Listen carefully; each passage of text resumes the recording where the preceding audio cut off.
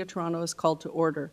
The Committee of Adjustment considers applications for variances from the provisions of the zoning that applies to property and permission to extend or alter lawful nonconforming uses and consent to sever property to create new lots. One moment, I don't have my camera on, I just realized. Now I'm going to put my camera on. There we go. We acknowledge the land we are meeting on is the traditional territory of many nations, including the Mississaugas of the Credit, the Anishinaabe, the Chippewa, the Haudenosaunee, and the Wendat peoples, and is now home to many diverse First Nations, Inuit, and Métis peoples. We also acknowledge that Toronto is covered by Treaty 13 with the Mississaugas of the Credit. Committee of Adjustment hearings are conducted in in-person and virtual format. Some applicants and participants will make their submissions in person, and others will participate virtually through WebEx. The meetings are also streamed on the Toronto City Planning YouTube channel, and anyone wishing to view the hearing may watch on YouTube. Those who want to participate virtually and have registered in advance will be connecting with their computer, tablet, smartphone, or telephone and have the option of participating via video or audio only. All virtual participants will automatically be muted on entry. When your item is called, you'll be unmuted by the moderator, one person at a time. We also ask that you mute your devices until you're called on to speak. Those participating by video appearance will be temporarily upgraded to panelists when your item is being held. During this time, your camera will be enabled. You will only be visible during your 5-minute allotted speaking time. At all other times, your video will be disabled and you will be reinstated as an attendee. For both in-person and virtual participants, Committee of Adjustment staff will share presentations submitted in accordance with the written submission deadline. Those participating through WebEx are not allowed to use share screen or any other panelist controls during a video appearance. The host will remove you from the panelist role if you fail to respect this instruction. People attending in person today who want to receive a copy of the decision of the committee on an application must fill out a decision request card, and those participating virtually need to submit a written request for a decision by email. Please ensure that you include your name, address, and email address because the Committee of Adjustment and the Toronto Local Appeal Body, TLAB, will be sending notifications and appeals by updates by email. If you do not agree with the decision of the committee, excuse me, you may be able to appeal the decision to the Toronto Local Appeal Body or in some limited circumstances to the Ontario Land Tribunal. However, the provincial government amended the Planning Act and generally removed rights of third parties to appeal Committee of Adjustment decisions. Only the applicant, the Minister of Municipal Affairs and Housing, specified persons, and public bodies are permitted to appeal decisions of the committee. Appeal instructions are set out at the bottom of the decision of the committee. With respect to hearing procedure, I will call each item in the order listed on the agenda. Where an application is uncontested, the agent or applicant may proceed with their presentation if desired. When committee does not require a presentation, applicants are to advise the chair should they wish to speak to the committee. The committee may ask questions and/or take the matter into committee for a decision. Each speaker, including the applicant agent, will be given a maximum of 5 minutes to address the committee. I will comment when you are reaching the 5 minutes. Any presentation or other materials you wish to submit to the committee must have been emailed in advance of the hearing. Staff and committee members cannot accept materials at the hearing. When addressing the committee, please clearly state your name and address. Please remember to confine your remarks to the matters outlined in the application. The applicant or agent will proceed first and will make a presentation to the committee on the application. Please note that the committee may not entertain revisions to proposals at the hearing today. The committee may decide to defer the application if substantially revised to ensure the revised application is accurate and that all those entitled to notice of the application are informed of the changes. Then individuals either in support or opposed to the application will be invited to speak. Generally, we first call on speakers in the hearing room and then those participating through WebEx. Committee members may ask questions of each speaker after they have finished their presentation. When all speakers are finished, the applicant agent has an opportunity to rebut only those issues that were raised by the speakers. This will mark the end of the discussion. The application will then be taken into committee for a decision. All right, Mr. Secretary Treasurer, do we have any deferrals? None in the 2 p.m., but we have one in the 4 p.m. Okay, thank you. And do we have any conflicts of interest of panel or staff for the 2 p.m.? Or the 4, I guess? No? All right, great. So I think we can proceed to the first item of the afternoon. So that is item 11, 213 Empress Avenue.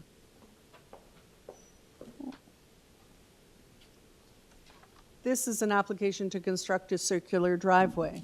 The variances are front yard landscaping, lot frontage to support a circular driveway, percentage of soft landscaping of landscaped area, number of points of access related to meeting the front yard landscaping minimum. On file, we have a survey, plans, superseded plans from March 5th, a cover letter from April 10th, superseded cover letter, an older cover letter, community planning staff comment, transportation services memo, and an urban forestry memo. See, we have the applicant in attendance with us today. If you could start with your name and address first. Yes, good afternoon, Madam Chair. David Eagleman, Associate and Registered Professional Planner from Design Plan Services, Inc., 87 Skyway Avenue, Suite 200, M9W6R3. Thank you. And do you have any changes to make to the application today? Through you, Madam Chair, no. All right. We do have a neighbor who is in person, I believe. So if you could give us a very brief presentation, it's not too complex an issue, so I don't think it'll take a long time. Yes, through you, Madam Chair, it is, planning staff and transportation staff are both recommending refusal of the application. There is a little bit of background and context, so I'll try and be as brief as possible, but I just have a few things to say. So we did defer this application from September 12th, 2024, and that was to allow for some time to discuss with transportation, planning staff, as well as the neighbor who's here today. We did discuss the proposal with everyone, planning staff, transportation staff, and the neighbor. Unfortunately, given that it's just a circular driveway, there's really not much to revise about the proposal, and unfortunately, we weren't able to come to a resolution with planning staff, transportation staff, or the neighbors. We did revise the proposal prior to the hearing today to have the entire driveway be made of permeable pavers. So that is now proposed, and that's shown on the submitted site plan. We also did previously make revisions to increase the landscaping and soft landscaping on the subject property.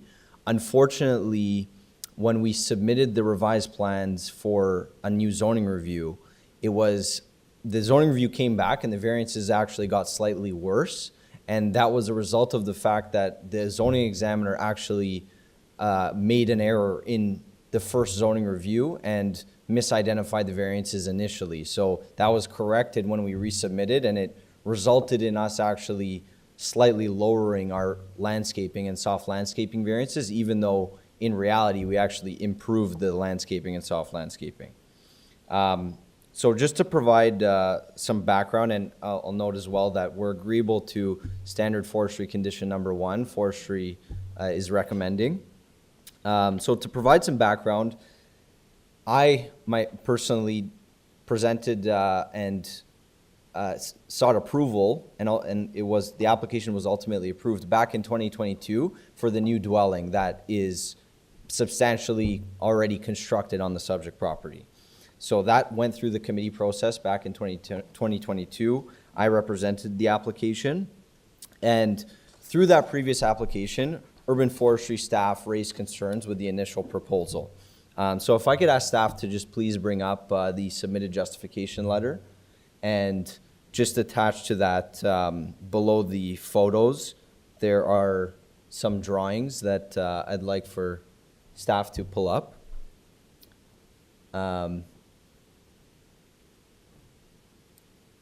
Just at the end of the justification letter.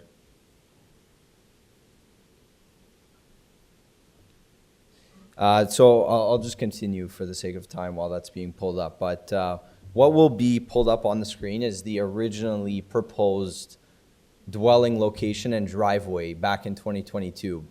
And you'll see that there was a straight driveway proposed from the dwelling on the west side of the dwelling to the street. It was just straight driveway to the dwelling.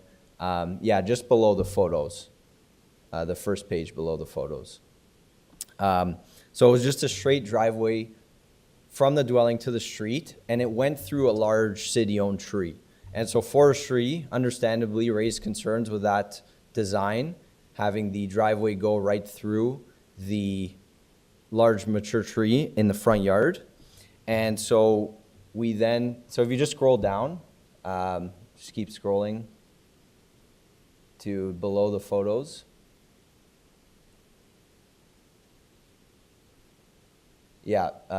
That drawing right there. And just down a bit more. So the blue outline was the originally proposed driveway. The sort of orange-red circle was the large mature tree, and forestry had concerns with that. So now if you scroll down to the next drawing, we then revised the proposal to flip the house. So now the driveway's on the other side, but you can see that it now goes through another smaller city-owned tree. So forestry raised concerns with that as well, and they weren't willing to approve a removal permit for either of those trees.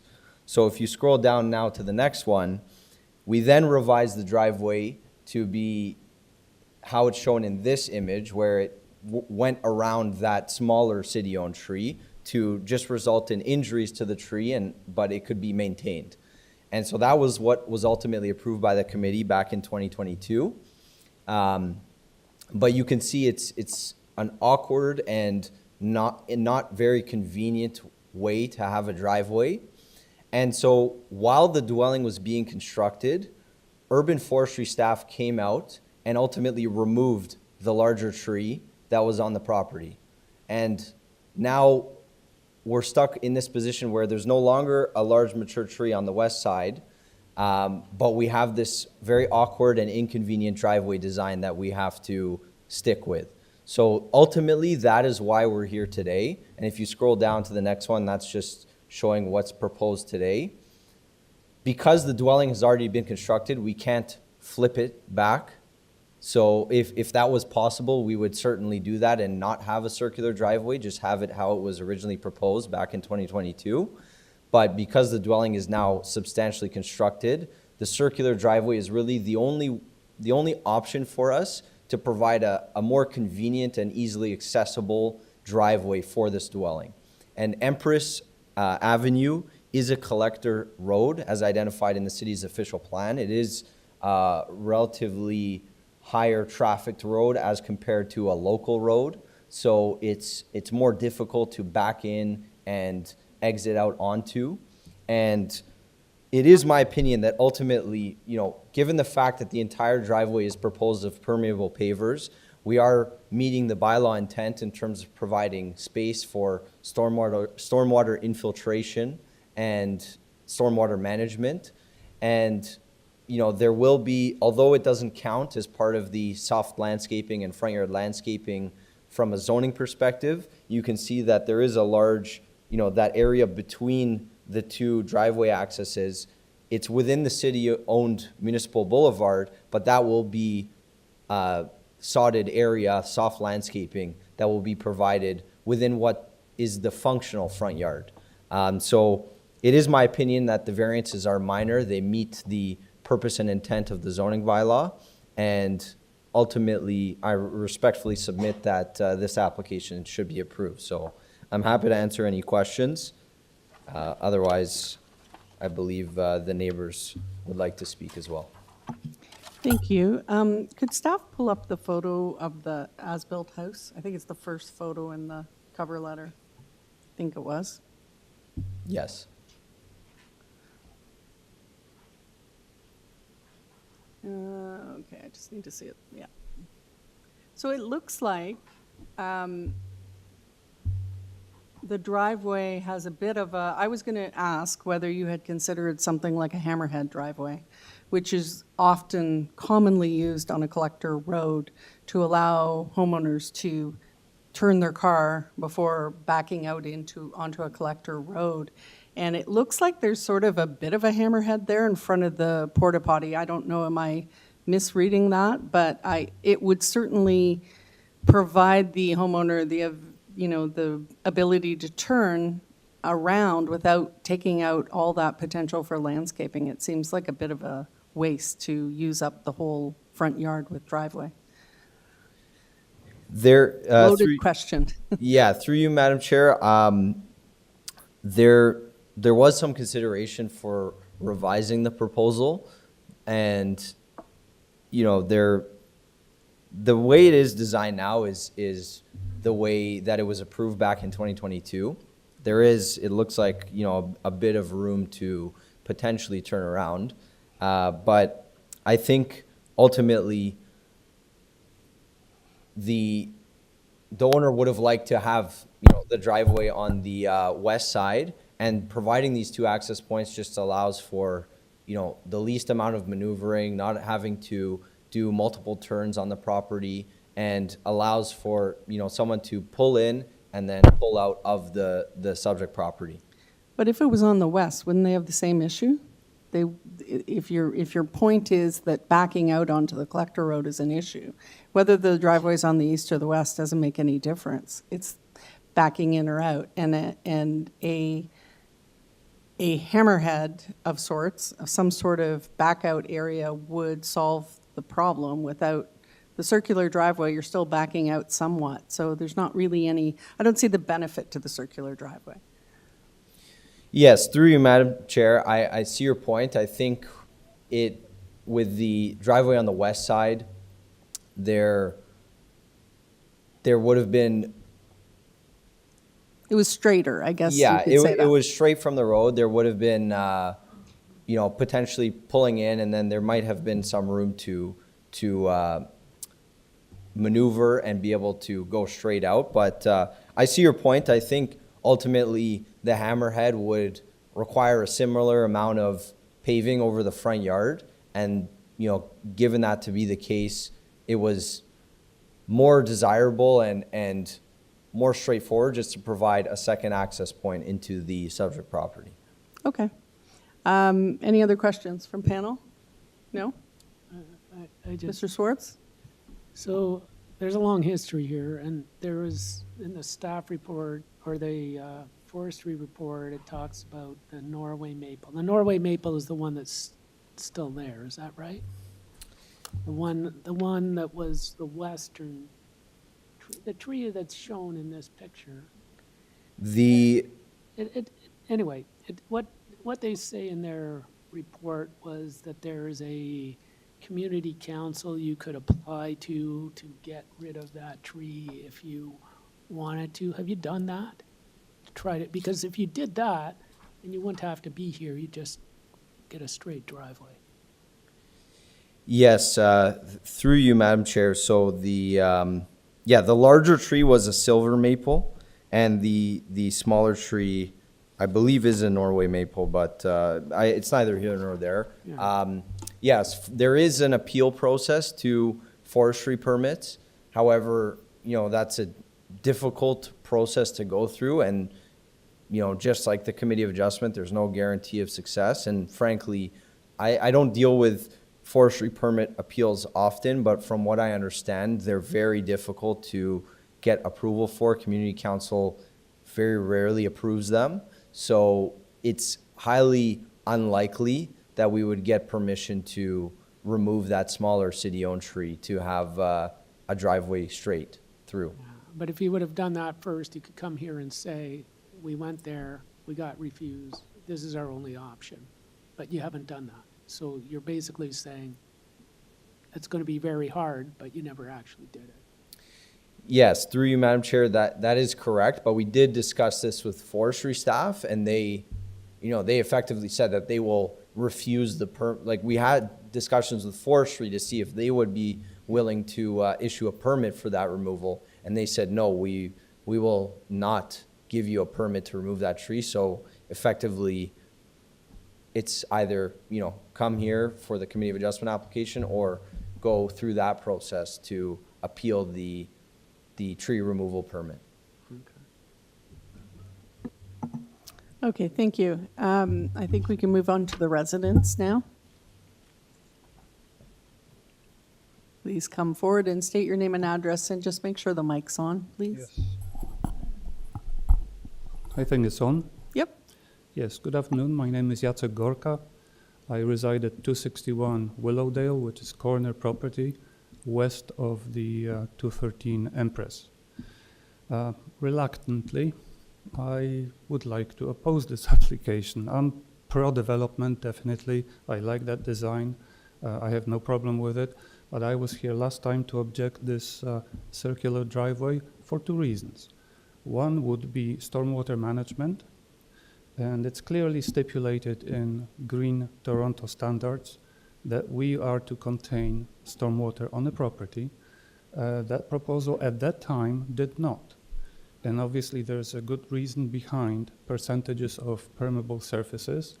This conversation came up when designer showed up in our place and we discussed it, and I mentioned it to him, and I presume this is why the note showed up on the drawings that this will be constructed as permeable surface. However, if we're going for high-end design, we need to see engineering report and stormwater management report, even for small properties like this. No such a thing is provided, and I have a hard time to rely only on note that this is permeable surface. But let's assume that this is an attempt. Now, why am I concerned about this entire situation? There's no catch basin between this property and my property. Everything that is sheet flowed from that property goes into pavement and collects at front of our house, which at the time of storm events gets flooded. We have at least 6 to 8 inches of water on those two catch basins on intersection of Willowdale and Empress, because those are office connections, controlled connections, because the city doesn't have capacity anymore for storm. So this is first concern that I brought at that time, and let's say there is an attempt to address it, but it has to be done in a bit more professional fashion, including engineering and calculations of permeability and so on, or even form of a catch basin that will collect that water in front of those two driveways, which is obviously not done. Now, I live next door, so technically I see that driveway being paved. It's not paved as permeable surface. It's already paved with pavers that will not absorb water. So, you know, this application being adjourned last time, and now we're discussing it, the same issue again, I get a bit skeptical about it, but let's assume that it will be addressed. I don't know how you're going to enforce it. I understand the process. Second concern I have is winter conditions and snow plowing. I just don't see snow storage on those plans whatsoever. And physically, I don't see how this issue will be addressed. Now, the reality is such that North York, with a little tractor that we paid for in taxes, I presume, plows the sidewalks. But this guy has a hard time jumping over mounds of snow that are just pushed from those driveways onto a sidewalk. So this is another problem that I see will happen right away during the snow clearing and snow plowing operations done by either North York or private owners. So I see this as a bit of an issue that's really not addressed on this application. As to character of the neighborhood, I have my opinion that will be basically aligned with a staff report, but I think it's, for me, it's secondary. A primary issue is the environmental issue here that's not really seriously addressed. Thank you. Thank you. Any questions for the speaker? No? All right. Thank you very much. We'll let the applicant come back and address your concerns.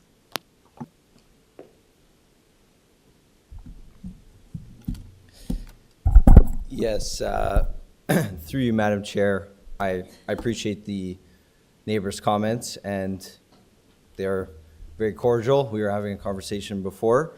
I do appreciate the comments, From a stormwater management perspective, as I mentioned, the driveway is going to be made of entirely permeable pavers. We've proposed that on the site plan, and to the neighbor's comment about that being enforced, that we would be more than satisfied for the committee to impose a condition related to providing that permeable paver driveway on a potential approval of this application. So it could be enforced by way of a condition on a potential approval. And the reason it's not permeable paving right now is because the driveway has been constructed per the 2022 Committee of Adjustment decision, and there was no conditions related to providing a permeable driveway. So a permeable driveway doesn't have to be provided based on what was approved in 2022, but now we are proposing a permeable driveway. And having the driveway as permeable would effectively mean that almost basically the entire front yard, with the exception of the front porch, is permeable surface. So from a stormwater infiltration perspective, the entire front yard, save and except for the front porch, will be permeable and will allow for stormwater infiltration. From a snow storage perspective, there is, again, as I mentioned in my initial presentation, there's that large space between the two driveway accesses that can be used for snow storage. And frankly, I don't see how the proposal would impact snow storage that much. And it's really not an item that is related to the variances or the application at hand. From a character of the neighborhood perspective, there are other circular driveways within the neighborhood. I provided some photos of those dwellings attached to my justification letter.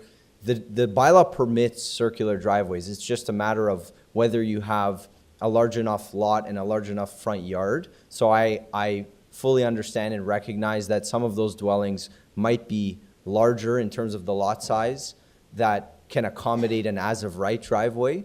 But this is a unique situation. This is in my opinion, a situation where a circular driveway is appropriate for the subject property, even though the lot size is not enough to accommodate it as of right. And I think from a character of the neighborhood perspective, it will fit in with the character because there are other circular driveways that exist. So those are my comments, Madam Chair. Happy to answer any additional questions. Thank you. Do we have any questions of the applicant? No? All right, we'll take this into committee. Thank you. Thank you. Okay. Does anybody have any comments or concerns or wants to bring a motion forward? Mr. Bartolo. I can begin with my comments because I struggle with this one a little bit. From a character point of view and the actual frontage of the driveway, I don't really have any issues with it. It's just a sheer numerical difference in landscape cover that has kind of got me caught up. So I'm not sure how the balance of the panel feels, but that's where I'm stuck right now. I'll jump in after you. I can't really see the justification for the circular driveway. I know it's a numerical thing, and if it was a slightly bigger lot, it would be permitted, but it's taking up so much of the front lot. And not, as a new house, I think it should be meeting the requirements for the city for landscaping and soft landscaping. There are alternatives, I think. You could build a slight, and it looks like it already has somewhat of a little back out area from the garage, but if it's not big enough, you could accommodate that without having to take the whole front lot in paving. I just don't see the justification, personally. Yeah, so thank you, Madam Chair. So I agree with that.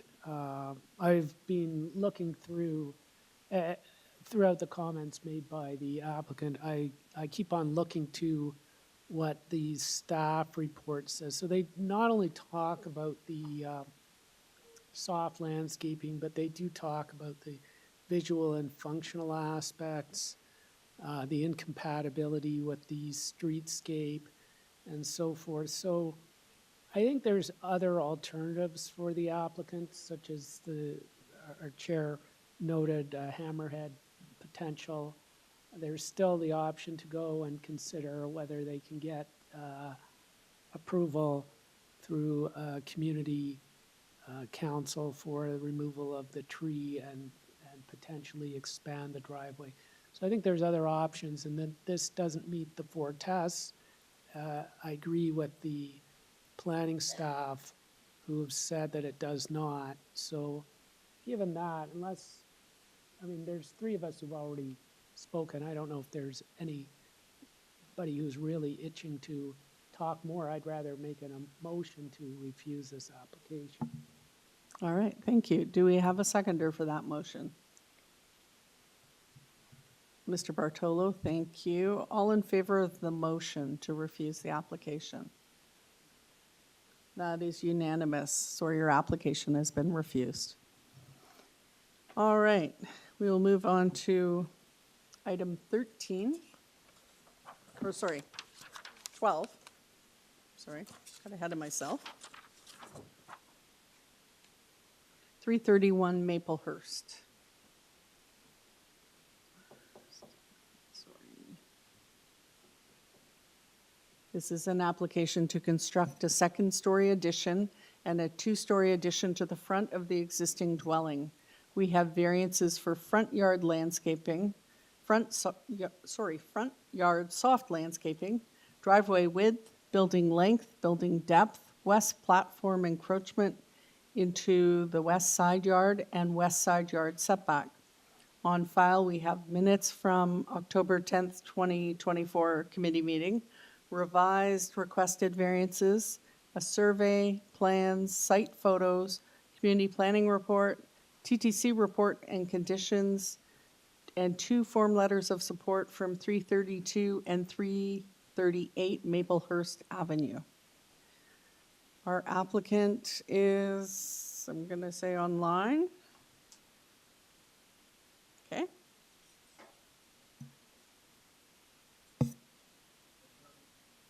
Okay, Mr. Amino. Hello, my name is Austin Emino of 82 Formosa Drive in Richmond Hill. Thank you. And do you have any changes to make to the application today? So the only thing we changed is we've eliminated variance 2 for front yard soft landscaping per the city planning staff report. So in accordance with the planning staff report. Correct. Okay, thank you. There are no neighbors here to speak to this application. Do we want a presentation? Yeah, there's a negative staff. Oh, okay, yes. So I'd like to- All right. Sorry. So if you could give us a brief presentation, please. Sure.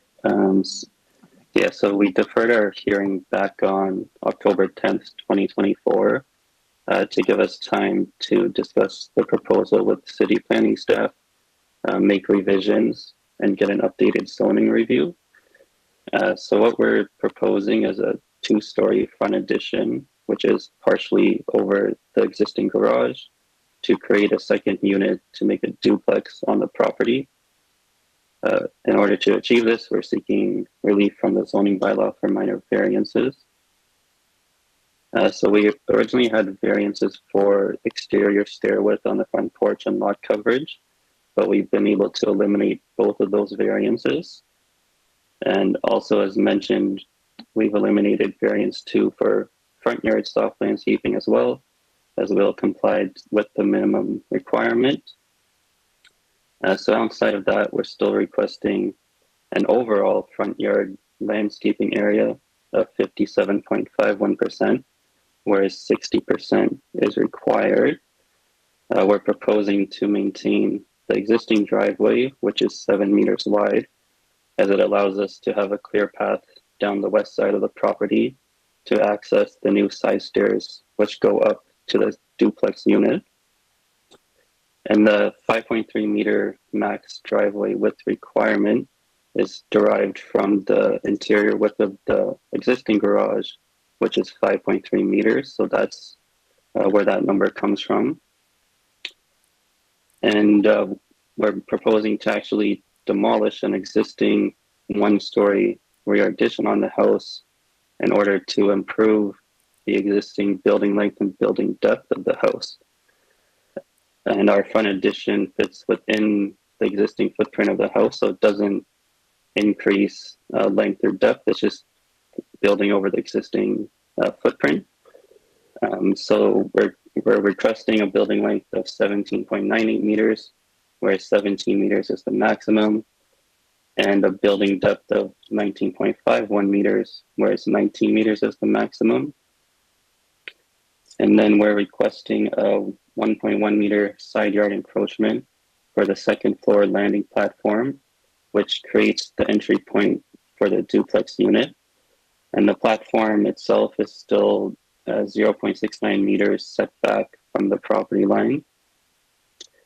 And then lastly, we're requesting a west side setback of 1.13 meters for the second floor addition, whereas 1.8 meters is required.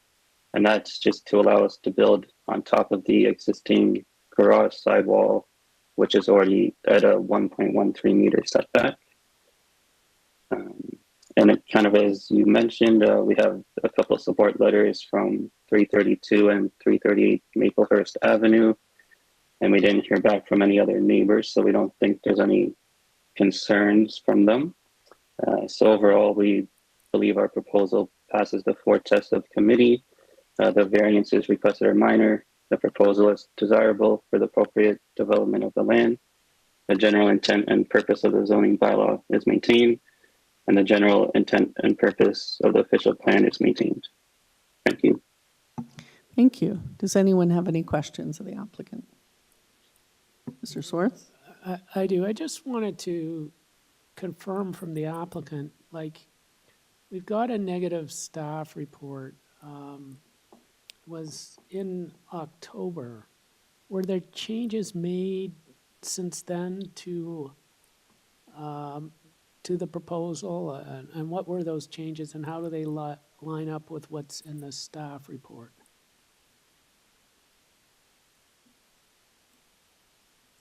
Yes, so what we proposed today, based off the staff report of city planning now, is that they have no issue with the proposal. So from before, so we've increased the front yard landscaping area in general, and then we removed the front yard soft landscaping variance.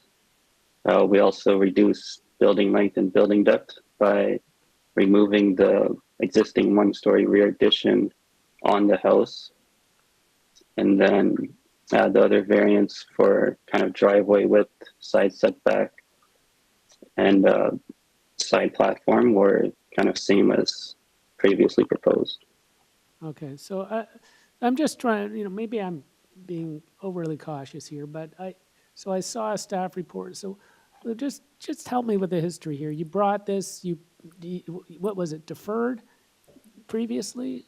What happened to it? What's the history of this application? Yeah, so at the original hearing, we had a kind of like a last minute staff report having concerns with the proposal. So we decided to defer at that hearing on October 10th to give us time to make revisions to the proposal, which we've done by reducing the scope of the addition size and improving a lot of the variances that were proposed before. Okay, so that now staff have no objection to it, because it wasn't clear, like there's nothing further from staff that I could see on the file. There was original negative report. You made changes, right? You went back to planning staff. Did you talk to planning staff since they made the negative report?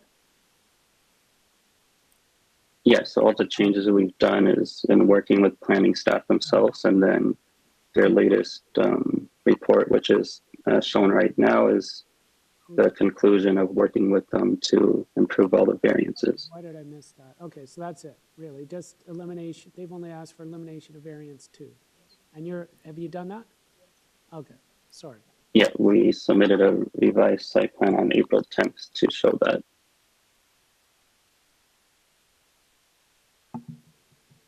Okay. Any other questions? No? All right, let's take this into committee.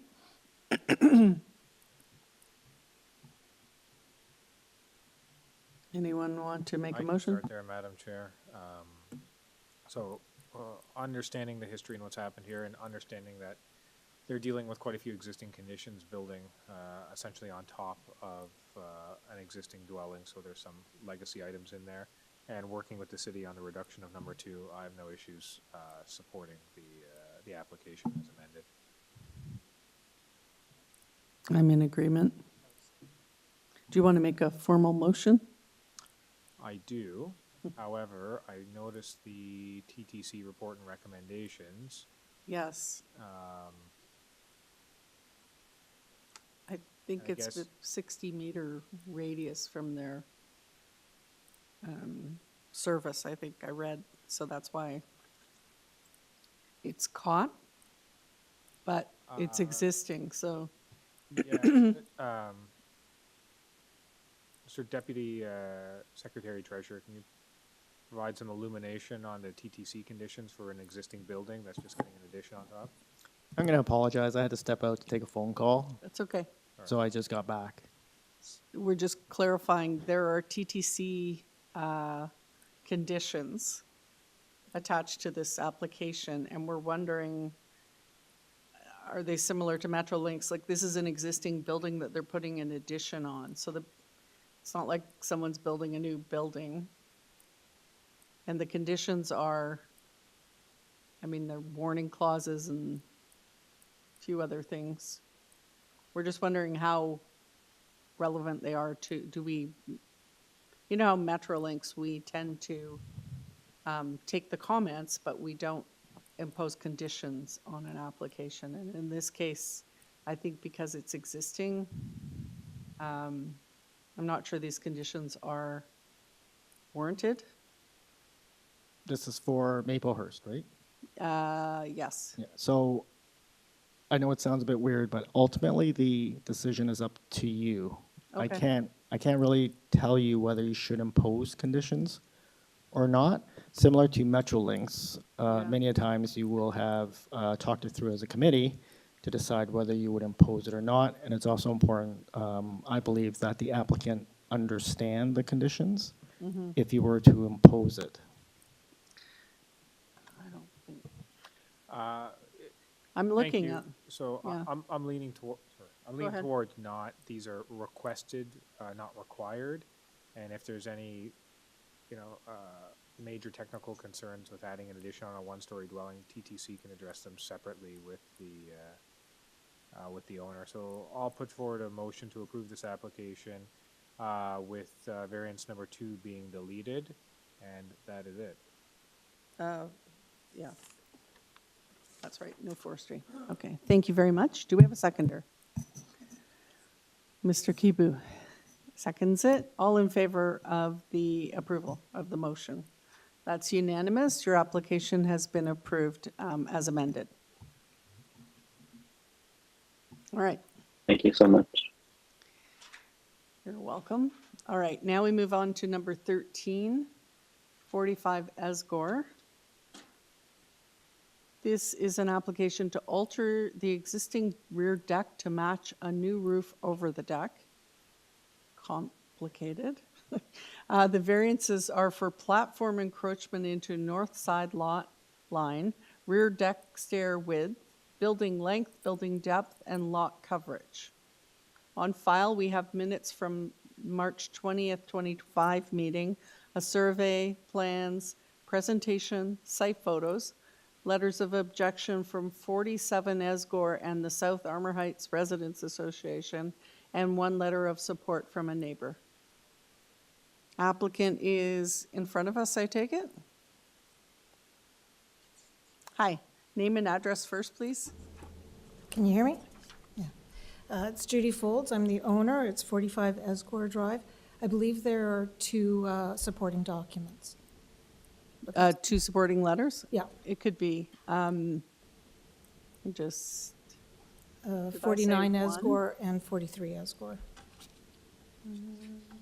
yeah, they were in the form of email, so it was kind of hard to read.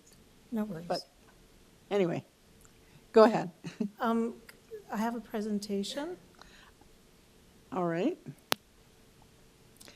Yes, a brief presentation, please. Yes, thank you. So, next slide. So the main purpose is to add a roof over the existing deck. I'm just showing the property to the north and the property to the south of me. There are driveways on both sides. The property to the north, 47 Esgore Drive, is actually a vacant property, and we do share driveways with both. The next slide. Sorry, could you just clarify what the application's for? Because I didn't really understand it when I read it. Just, Oh, sure. So I'd like to put a roof over the existing deck, okay, and I'd like to square off the deck, because it's kind of angled on two sides, and move the stairs to the front instead of over the side. okay, thank you. Carry on. Madam Chair, do you want to read the purpose again? Just one more time? Sorry? Sure. To alter the existing rear deck in conjunction with constructing a new roof over the deck. Okay, thank you. I just didn't quite comprehend what it meant, so, thank you. So this is a copy of the site survey that I actually received when I purchased the home in 2004. And it shows the existing deck. It's still there, and it shows the existing deck that is on the north side against the property line. And if you go to the next slide, please. So I just wanted to go through, there were 5 variances listed. I'm going to go through them one at a time. So the first variance had to do with the side yard setback at 0.9 meters, and I'm proposing 0.19 meters. With the deck itself, on January 21st, 2011, I received an exemption allowing the fence against the north property line to exist. And that's what I had done, is I had put a lattice covering the side of the garage of the neighbor at 47 Esgore Drive because it was quite unseemly. So that variance was approved on January 21st, 2011. In putting the roof up, if you go to the next slide, I did a little bit of research. If you go down to the next slide, please. And I found some examples that are very similar to what I'm proposing. So this is a copy of a variance that was approved. The side yard setback in this case was, the requirement was 1.2 meters, and they were allowed a 0.29 meter setback. My existence is a 0.19 meter is what I'm asking, but the requirement is 0.9 meters, so it's kind of in alignment with what was already approved in this example. And again, it's for the roof because the deck is already there, it's in existence. If you go to the next slide, so variance number 2 had to do with the stairs. So the zoning requires 0.2 meters wide. I'm asking for 0.266 meters wide, and that's a copy of a variance that was approved with stairs at 2.74 meters wide, so wider than what I'm asking for. If you go to the next slide, I put variances 3 and 4 together. One had to do with the length and the other with the depth. So the length requirement was 17 meters and the depth requirement was 19 meters. And this is an example of, again, an approved variance where the length is 21.55 meters and the depth is 21.27 meters. And I'm asking for 20.91 meters, so less than what was approved in this example. And if you go to the next slide, variance number 5 has to do with lot coverage, and the zoning allows for 35%. And this is a case where 42.67% was approved, and I'm asking for 44.4% lot coverage. If you go to the last slide, this is because there was a note about drainage. So this actually shows the side of the house between my house and the house just north of mine. again, which is a vacant property, but it shows you where the property line is. I don't know if you can see that blue line. And it shows you the drainage both in the front and the back of the property are going onto my property.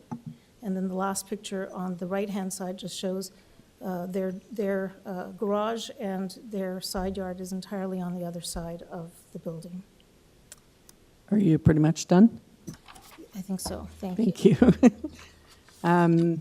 All right. Does anyone have any questions for the applicant?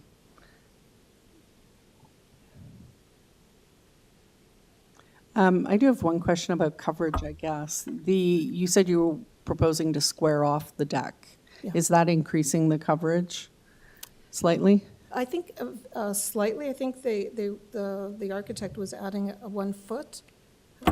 It could be removed. That's Right. Yeah. So, but it's mostly existing, what's Yes. there? Yeah. And And so it's that, been existing since I bought the house. okay, thank you. Thank you. Anyone else? No? All right. Thank you. We have a resident who wishes to speak, I believe. Is it the Ratepayers Association person? Oh, I'm sorry. I couldn't see you. No, you. Nope, you could come on over.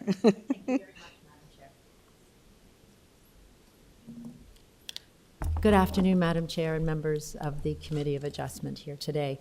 My name is Elizabeth Jelliff, and I reside at 47 Esgore Drive along with my brother, and it is occupied. My late grandparents purchased the home directly from the builder in 1941. It is my mother's home, who has undergone a number of surgeries, and we have to make some accommodations to the home. And today we had someone doing some work at the home as well. So it's an untrue statement that was stated earlier by the homeowner of next door.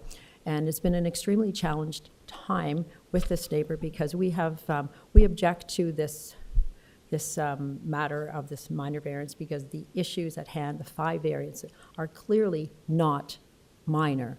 There are significantly adverse impacts and adverse effects to 47 Esgore Drive property, which is acknowledged by the SARA report in there. It specifically says addresses variance 1, 3, and 5 specifically.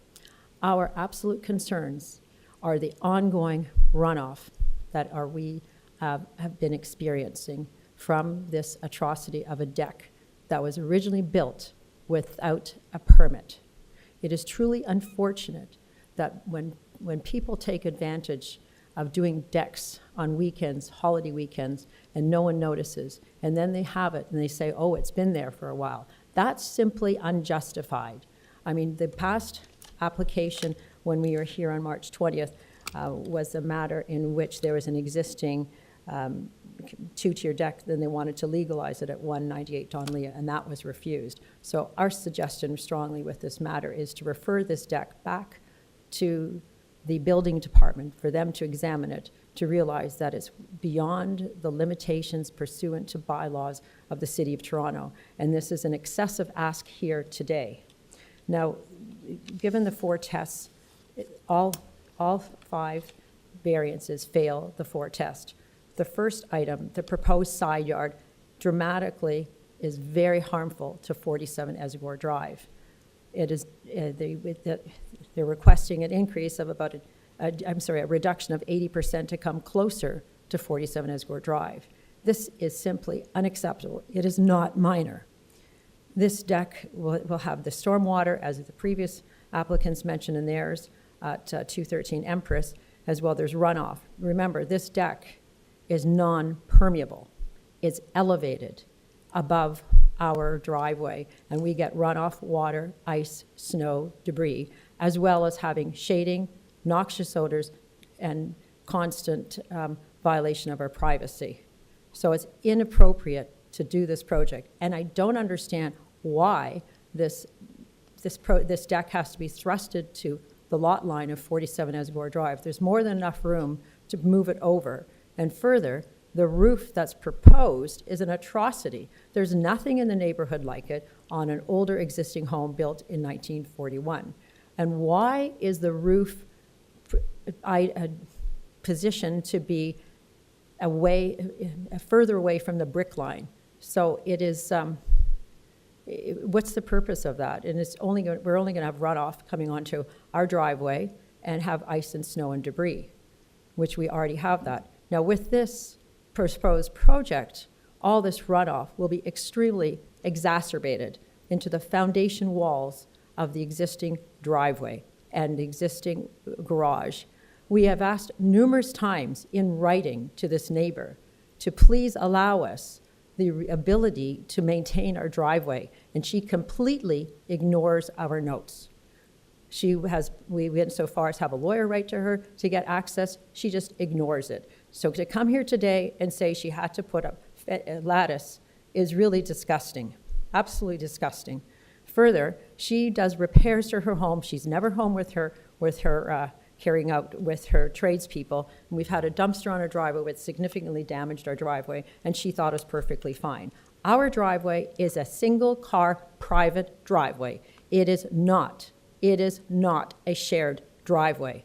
There may be a little portion that she owns, but it is not considered shared according to legal definition. And she does not have a shared driveway at 43 Esgore Drive. Sorry, can you just stick to the variances Sure. that we have before us That's today? fine. That's fine. So item 1, she is asking to increase it, to have a reduction to come closer to her property by 80%. The second item, the steps are too wide. The third item, the permitted, what Sarah supports our objection to this. They want to have, to increase it by about 25%. Again, there's shading issues, loss of privacy, noise, and noxious odors. Item 4, the proposed increase will be about 10%, and this too is not minor. The fifth item is a significant ask to have an increase of about 30%. And it's interesting, this application has nothing to do with greenery. On the pictures shown, it looks like there's a lot of yardage, but if there was greenery, like the other two applicants had to have greenery and professional landscaping, it would look a lot smaller. I brought some pictures today that I submitted to the Committee of Adjustment to show what we have to endure beside us. But it's a considerable ask because the objection is primarily drainage, shading, and noxious odors. And the elevation of it, building a deck that's non-permeable, is going to really exacerbate the problem onto our driveway. This neighbor, again, has never approached us about this application. She has gone about great efforts to speak to neighbors across the street and to support her. But we're the ones that are next door that are greatly affected, just as stated through the South Armor Heights Residents Association report. So we respectfully submit that this application be refused. Thank you very much. Thank you. Does anyone have any questions for the speaker? No? All right, thank you. Do we have a Residents Association person speaking? Or somebody? Yep. Is he? Okay. Mr. Langdon, are you there? Yes, I am. Thank you. My name is Gary Langdon. I live at 123 Felbrigg Avenue, just east of Avenue Road. And I'm a director of the South Armor Heights Residents Association. The area we try to cover goes from the 401 in the north, Avenue Road on the west, Brook Avenue on the south, and Young Boulevard on the east. And 45 Esgore is right plumb in the middle of this area. There are about 850 households roughly in the area we try to cover. Right. Our organization does not try to comment on minor changes or frivolous changes for that matter. And we do track what has been approved by the Committee of Adjustment to the best of our ability.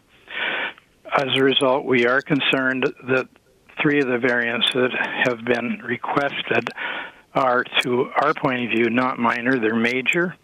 We've talked about, it has been talked about, the side yard setback on the north of 0.19 meters being requested, which is far greater from our understanding than, I should say, far less from our understanding than what the committee normally approves.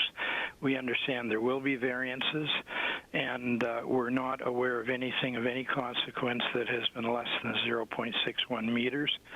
The applicant has identified one of 0.29 meters. We're not aware of it, and we're not challenging it, but in terms of the norms that the committee has been approving for this area, we believe that's not consistent, that it's an outlier.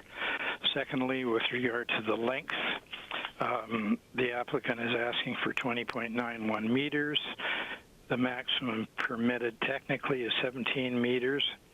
The norm, from our perspective, looking into it, 2023, 2024, there were 7 instances that we're aware of where the variance has been approved above 17 meters, and they were typically between 17.3 and 18.93 meters, nowhere near the 20.91 meters being requested. And finally, the variance regarding lot coverage. Once again, we're aware of variances being approved between 37.7%, I should say, and 40.6%. This is asking for 44.4%. To us, we believe is excessive, and we believe that the line should be drawn and that this should not be approved. We have no comment on the issue of abuse. This is strictly, from our point of view, a matter of looking at what's been requested and whether it's appropriate for the neighborhood. Thank you. Thank you. Any questions for the speaker? No? All right, thank you very much. If you want to come back up to the podium and address the concerns that have been raised, please. Sure. I'll address the concerns with respect to the variances, if that's okay. So the back deck is existing. It's been existing since I bought the house, and it's been existing since the survey. That was the survey I received. All I wanted to do was square it off. I wanted to put a roof over it so that I can use the deck in the summer during inclement weather. I have a family member who's very allergic to my cats, and so to have them over for dinner, could only be outside. And so that would allow me to have my family over for dinner if it's raining in the summer, because that's my only opportunity. So that was the idea of putting the roof over the deck. That's why I wanted to do that. With respect to approaching my neighbors to the north, it is actually a vacant house. They do receive mail there. They come to the house at odd hours in the middle of the night, so it's very difficult to actually see them. They have never sent me a lawyer's letter. They have never sent me any letters. I shouldn't say never. Prior to 2011, I received a lot of harassing letters from them, but since then it's been quite quiet, and that's all I wanted to say. Thank you. Thank you. All right, and did that address all the questions and the concerns? Okay. Is that I okay? think, yeah. Does anyone else have any other questions? No? All right, thank you. Let's take this into committee.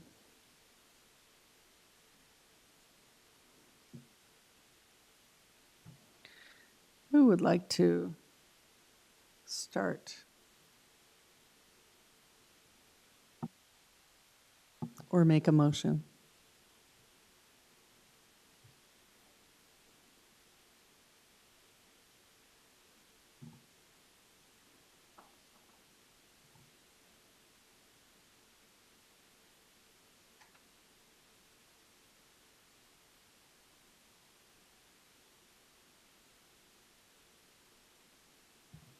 Does anyone else have concerns? I do. I have a concern with the side yard setback. I know it's existing, but I don't think that's a great situation with that adjacent neighbor and that pipe running from the deck onto the adjacent neighbor's driveway is not really effective stormwater management practice, given requirements today, so that I think if the deck were pulled back from the property line and drainage could happen on the actual property of question, then I think that would be better. I don't have a real concern with the roof on the deck, because I don't think it has a big impact on that next door neighbor because they have a garage there. So that is not of concern to me. And then overall, the lot coverage, I think it's unnecessary to have that much lot coverage. When the applicant talked about squaring off the deck, that would be making it bigger. I don't think maybe they just square it off by pulling it back. I don't have a concern with going over the 35%, but I think that it's just not necessary to go to that extent. Those are my comments. Ms. Sankar. Yeah, just a question for you, Madam Chair, about, the comments you made. Was there any sort of worry that as, a formal sort of roof comes on, that there would be some sort of closing out of that later on? And that was the initial concern that I had. And, I just wanted to hear the views of everyone. Sure, that is usually my concern as well, and we could put a condition on that it remain unenclosed. I was curious as to the building length and depth variances, but I guess it's the roof that triggers that, because there's no basement underneath, so I was a little surprised that triggered that in the bylaw, but we could require that it remain unenclosed, but I understand where you're coming from. Anyone else? Mr. Bartolo. Yeah, with respect to, and I try not to get into the stormwater aspects of it too much, but the new cover will have eaves troughs and downspouts, which will presumably control the water better than it is now. When I look at the survey, I think it's from 1999, so that existing side yard condition, maybe it was built illegally, maybe it wasn't, but it's been there for a long time now, right? 26 years. And I will accept that as an existing condition.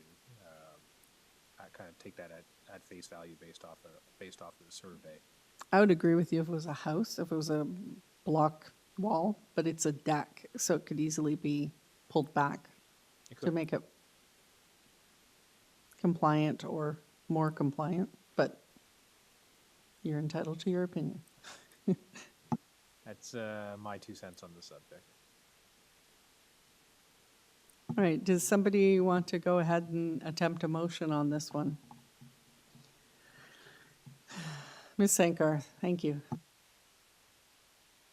Yeah, okay, well, and hearing what everyone has said and not wanting to at all discount at all what the neighbors have brought forward, I just want them to know that they've been heard, and, the stakeholders involved in this. But, given what, is being proposed, I think that it does meet the four tests. So I'm going to put forward a motion to approve this application, but I'm going to say approved. How do I word that? With no enclosure in the future. I could use some help here with how to word that. Maybe that the covered deck remain unenclosed? Okay. So with that caveat and that condition that the covered deck remains unenclosed. All right, is there a seconder for that motion? Mr. Bartolo? Okay, all in favor of that motion? 3, 4, okay, so we have 4 in favor. Did staff catch who was in favor? Opposed? 2? Oh, sorry. 2, 3, there are 4 in favor, right? So 3 in favor, 4 opposed. I mean, 2 opposed. Yes, sorry. Do you want me to state the names? Okay, so in favor, we have Ms. Sankar, Mr. Bartolo, and Mr. Kibu. And opposed, we have Mr. Schwartz and Ms. Casson. Thank you. So that application is carried or approved, and thank you. All right, item 14. 625 to 627 Sheppard Avenue and 14 Alexis Boulevard. This is, just have to get to my notes. An application to construct a new building with a place of worship use. We have variances for west and east side yard setbacks, lot area for a place of worship, minimum frontage for a place of worship, lot coverage, height, number of stories, landscaping strip on the east and west side lot line, soft landscaping in the front yard, and soft landscaping strip abutting a residential zone. On file, we have minutes from April 27th, 2003, a cover letter, plans, final plans, a community planning email, 6 letters of support, a letter of support from MPP Michael Kersner, letter of support from Councillor Pasternak, 7 letters of objection from neighboring property owners. All right, our applicant is with us today. Welcome. Name and address first, please. I don't, yeah, the mic's not on. No. Okay. Hi, good afternoon. My name is Joshua Chittis. I'm a principal planner with M-Plan Inc. My address is 23 Foxwood Road, Thornhill, Ontario, L4J8K5. Thank you. Thank you. And do you have any changes to make to the application today? No. All right, thank you. So we do have people in online, I believe, monitoring the application. So if you could make a brief presentation, that would be helpful. Okay, sure. All right. Okay. So a minor variance application was submitted in January 2023 to permit a 1-story building. That application was scheduled for the April 27th, 2023 Committee of Adjustment hearing. I don't know if you can hear me. And was deferred so that the applicant can address staff concerns related to the conformity with the secondary plan, specifically related to the building setback. Since then, the applicant and their consulting team have worked on redesigns of the building to address the concerns of staff. And after multiple meetings with staff from various departments, including planning, transportation, urban design, and engineering, the current plans were finalized. I'm going to be brief to try to go through everything. So the proposed development is for a 3-story synagogue building with an accessory daycare use. The building will be situated on Sheppard Avenue, on the Sheppard Avenue properties. Vehicular access to the site will come from Alexis Boulevard as directed by city staff in January 2020 and subsequent meetings since the adjournment. The proposed development the revisions made to the proposed development after consultation with staff include the following. The building on 625, 627 Sheppard Avenue West has been set back at least 9.5 meters from the rear property line to conform with the required rear yard setback in the secondary plan. A 1.5 meter landscaping strip has been provided along the rear of the property, which is in conformity with the secondary plan. And sorry, that's the Sheppard properties. A 1.5 meter side yard setback has been provided for each side of 625 and 627 Sheppard Avenue West. The access onto Sheppard Avenue West has been removed to address comments from traffic engineering. The proposed building height has been increased to 3 stories based on input from staff, which indicated that greater height and density along Sheppard Avenue is appropriate. I will try to go through the 4 tests as quickly as I can. The subject property is designated mixed use and neighborhoods. The Sheppard Avenue properties are designated mixed use and Alexis is designated neighborhoods. The proposed development and associated uses are permitted in both those land use designations. It's also subject to the Sheppard West Dublin secondary plan, which has a specific land use regulations, policies related to building height, setbacks, and density. The proposed development conforms to all of those policies.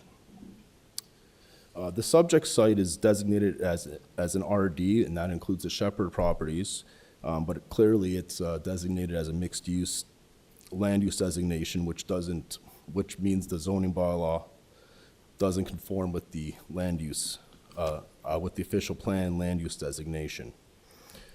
So many of these variances are related, actually almost all of the variances are related to the Sheppard Avenue properties, and a lot of it have to deal with not conforming to the official plan. I'll go over the variances.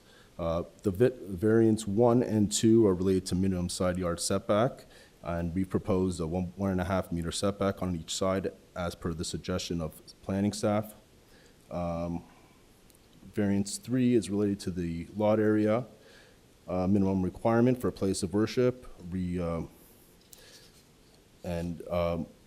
are slightly below that, but given the context and the urban setting of, or the urbanization of Sheppard Avenue, the existing lot area is appropriate, and the variance 4 is related to the lot frontage, and it's a similar situation. We're 4 meters short for a place of worship, but again, given the urbanization and maximization of space, it's an appropriate location, and the variance is appropriate.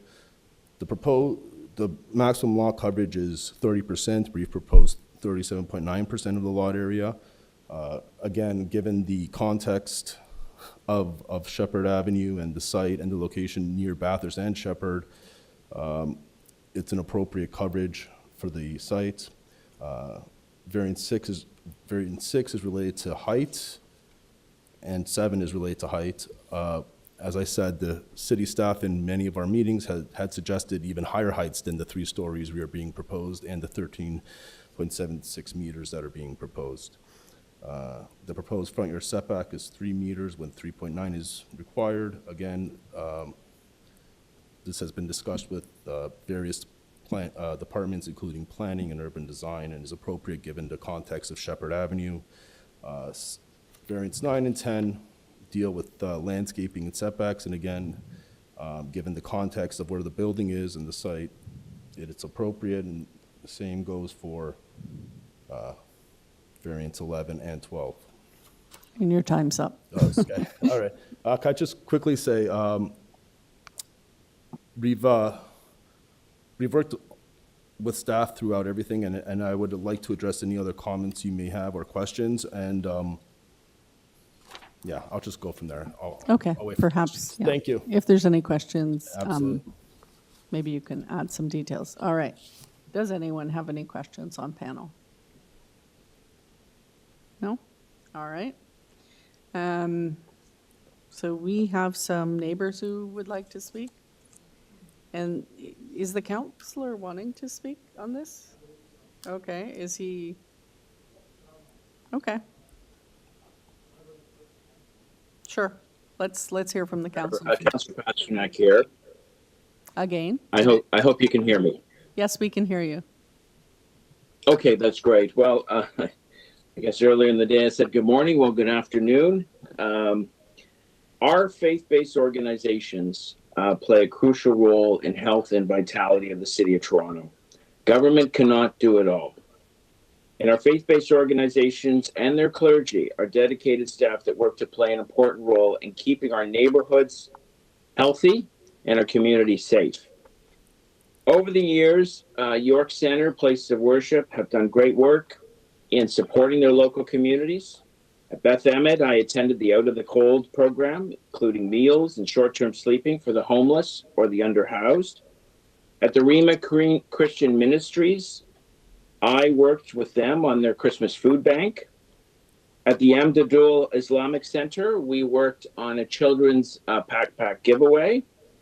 And at the Rivertime Tabernacle in Downsview, they took in 200 newcomers who had been sleeping on the sidewalk outside the City of Toronto Intake Center on Peter Street. Our faith-based institutions, which is ideally, if approved today, will be built on this corner, play the crucial role in York Centre and across the city. You know, when it comes to this site, in order to build places of worship in a tight urban environment, you need the variances that are being requested. And the fact that a daycare is likely to be on this site is even more important. One of the biggest shortages we have throughout the city is a lack of daycare spaces. So this site has its weaknesses, but it can play a transformative role on this corner. It is close to high-level transit. It is embedded in the neighborhood that serves its clientele. The busiest day of the week at this location will be the Jewish Sabbath, in which people do not drive, so they will not need parking spots.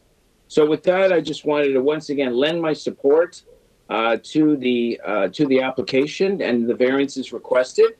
And I know that in the future, this wonderful place of worship, the synagogue, will play a vital role in strengthening the community, providing supports to local families, and of course, providing daycare services ideally. So with that, I simply ask that the application be approved, and I'd be happy to take any questions. Thank you, Councillor. Does anyone have any questions for the councillor? No, I don't believe we have any questions. Thank you. Great, thank you. All right, let's hear from our other people online.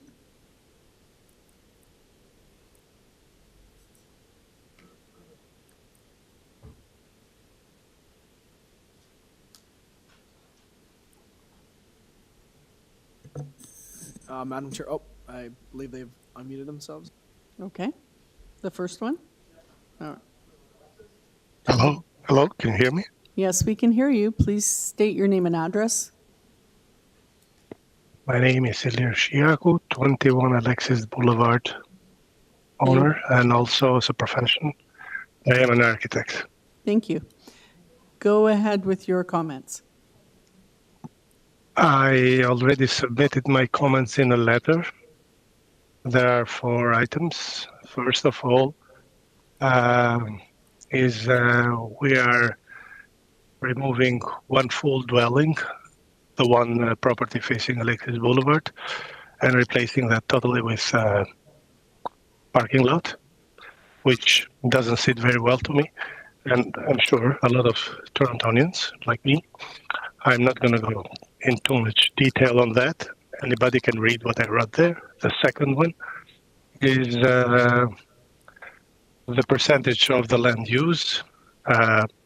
Normally, in my opinion, as an architect, this is a little game, adding a property in the back, which is like a tail of a dinosaur that is in the front.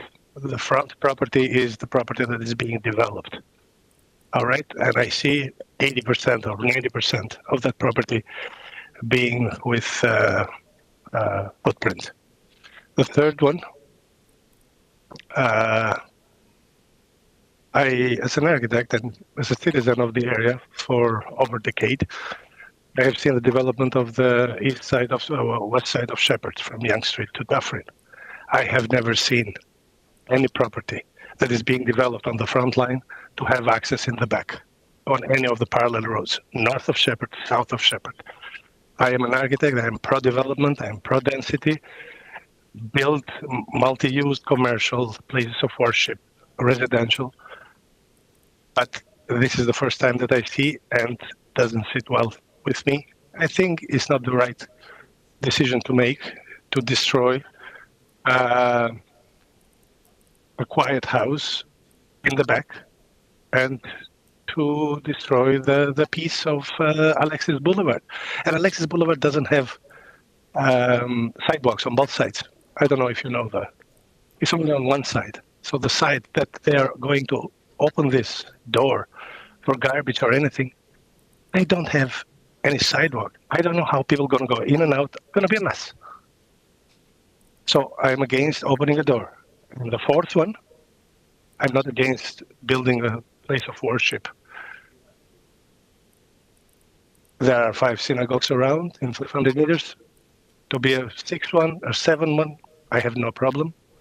But build according to the law and responsibly. All right? I don't have any issue. The synagogue can be built there with a daycare, whatever. Open access and egress from Sheppard Avenue, nothing from the back. Thank you very much for your time.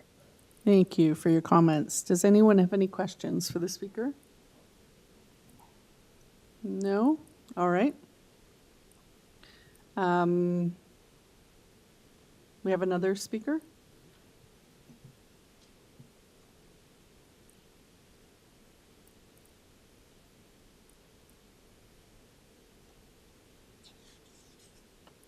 Hello? It's on mute. Can you hear me? Yes, we can. Could you tell us your name and address, please? Yes, my name is Zani Kozani. I live in Alexis Boulevard. I was designated by my parents to speak on their behalf, Lillian and Jacob Ozani. But as you can tell, I lost my voice and I'm not feeling well. So my mother will speak on her own behalf. Okay, thank you. Okay, hi. I'm Lillian Ozani, 11 Alexis Boulevard. I'm opposed to this proposal redevelopment on many levels. The soft landing landscaping going from 1.5 meters to 0.2 meters is not minor. I think that going from 1.5 meters, which is about 5 feet, to 0.2 meters, which is about 7 inches, is a very large and significant difference. It is the same large difference to decrease from 75% of the front yard being soft landscaping to 10%. Also, the decrease in lot size from 2,000 square meters to 1,741 square meters is a major variance and not minor. I'd also like to say that in 2023, the owner asked for a variance to drastically decrease the number of required parking spaces. That requested variance isn't in the updated requested variances, and I'm not sure why. The owner still wants to build a place of worship and daycare. 13 parking spaces would be a major variance if they really need 48 parking spaces. Related to that, in the proposed plans, the owner designates space in the building and calls it religious workspace, with a 750 square foot kitchen on one side, which sounds like a commercial grade kitchen, and a storage space of 2,000 square meters on the other. I think that this will all become an event hall. And I don't think that there's enough parking for a synagogue and a daycare and an event hall at 14 Alexis Boulevard. Now, 14 Alexis Boulevard is in a residential zone area. Now, why isn't there a request for changing the zoning from residential to whatever you need for parking? I don't see that anywhere. Also, the proposal to demolish a residential home that a large family lives in right now is inappropriate for the land use. It should be encouraged for housing and not to destroy housing for a driveway. Now, I would also like to say that Alexis also gets the runoff from Sheppard with traffic. There are some days when I come home that it takes me from Yeoman's to my house, which is about 2 blocks, 20 minutes to get to my driveway. And with a daycare, it will impact the area a lot more with parking on the street and traffic. And I think that's unacceptable. And also for the safety of the children in the daycare, I don't think that's a good idea. Now, I do know that there are many synagogues in the area within walking distance and within driving distance. And there's other Chabad synagogues in the area, which is only about a 3-minute drive away. And the owner, I actually know that the owner also operates other daycares in the area. So I don't see why this proposal needs to take into effect especially with Alexis turned into a parking lot with only 13 spaces. Now, also the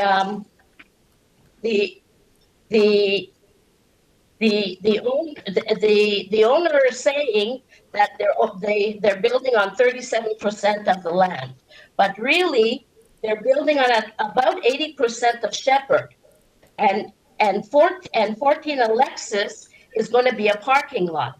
Now, I looked it up last time in 2023, ownership of the properties. Now, the properties on Sheppard were owned by Rabbi Steiner and Chabad, Uptown Chabad. But the property, it mentioned that the property at 14 Alexis Boulevard is only owned by Rabbi Steiner and not by Chabad Uptown Chabad.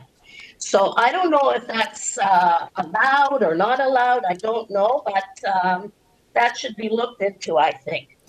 And I think, oh, and aside, now the owner's planner, it looks to me that he was inaccurate in his letter to the committee.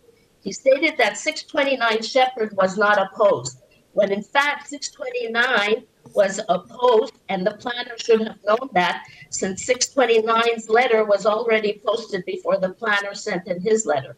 He also stated that the owner of 4834 Bathurst supports the proposal, but I didn't see any support letters being posted. That makes me skeptical of the other things he writes in his letter regarding the city staff telling the owner he can build a parking lot at 14 Alexis before he bought it.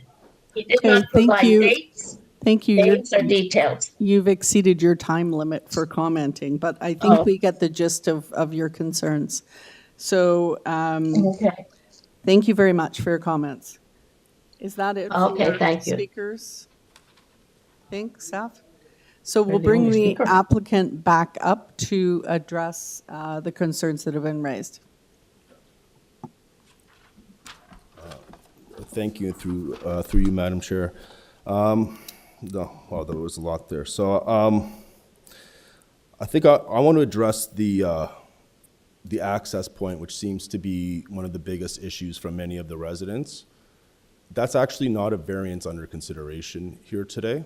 And this was also, again, suggested and requested by city staff. They would rather have this because it's part of the city's transportation management strategy to reduce access points onto arterial roads. So this is neither a variance under consideration, nor is it something that. Sorry, I've lost my train of thought there. But I want to get back to and then also the parking lot aspect. Again, this comes from transportation, and yes, there was a variance required a long time ago for reduction in parking spaces, but the city has since repealed the bylaw requiring the parking spaces for these uses, and that's why the variance is not listed there today. With regards to the building and the setbacks on the building, and we're really talking about the Sheppard Avenue properties here with regards to the building, I don't see how it's not appropriate given the context of Sheppard Avenue, the developments that are going on there, and with the official plan designation with properties along an avenue, a 6-story building could be permitted there. I understand, I've heard about access and traffic, but again, we did have an access point onto Sheppard and did want the Sheppard access point actually, but city staff blatantly told us no. They want it from Alexis. I'm trying to think if there's anything else here that needed to be addressed. The coverage, again, the height. And again, yeah, so the access, and really there's not many variances, there's actually no variances required for the Alexis properties. With regards to the letter of support for the Bathurst Street property, I did submit the 4384. It's there was a combined package of support letters. And also, with regards to 629 Sheppard, I guess there was a flip-flop in their support, and if that was an error, I'm sorry about that, but I do know that the owners of 629 Sheppard have just sold the property in the past month. I respect that neighbors don't want things to change, but there's really no planning merits related to the variances here. I'll answer any other questions you may have. All right, does anyone have any questions? Ms. Sankar, do you have, oh no, I'm sorry. Yes. Yes. You both have your hands up. Okay, we'll take you first, Ms. Sankar, go ahead.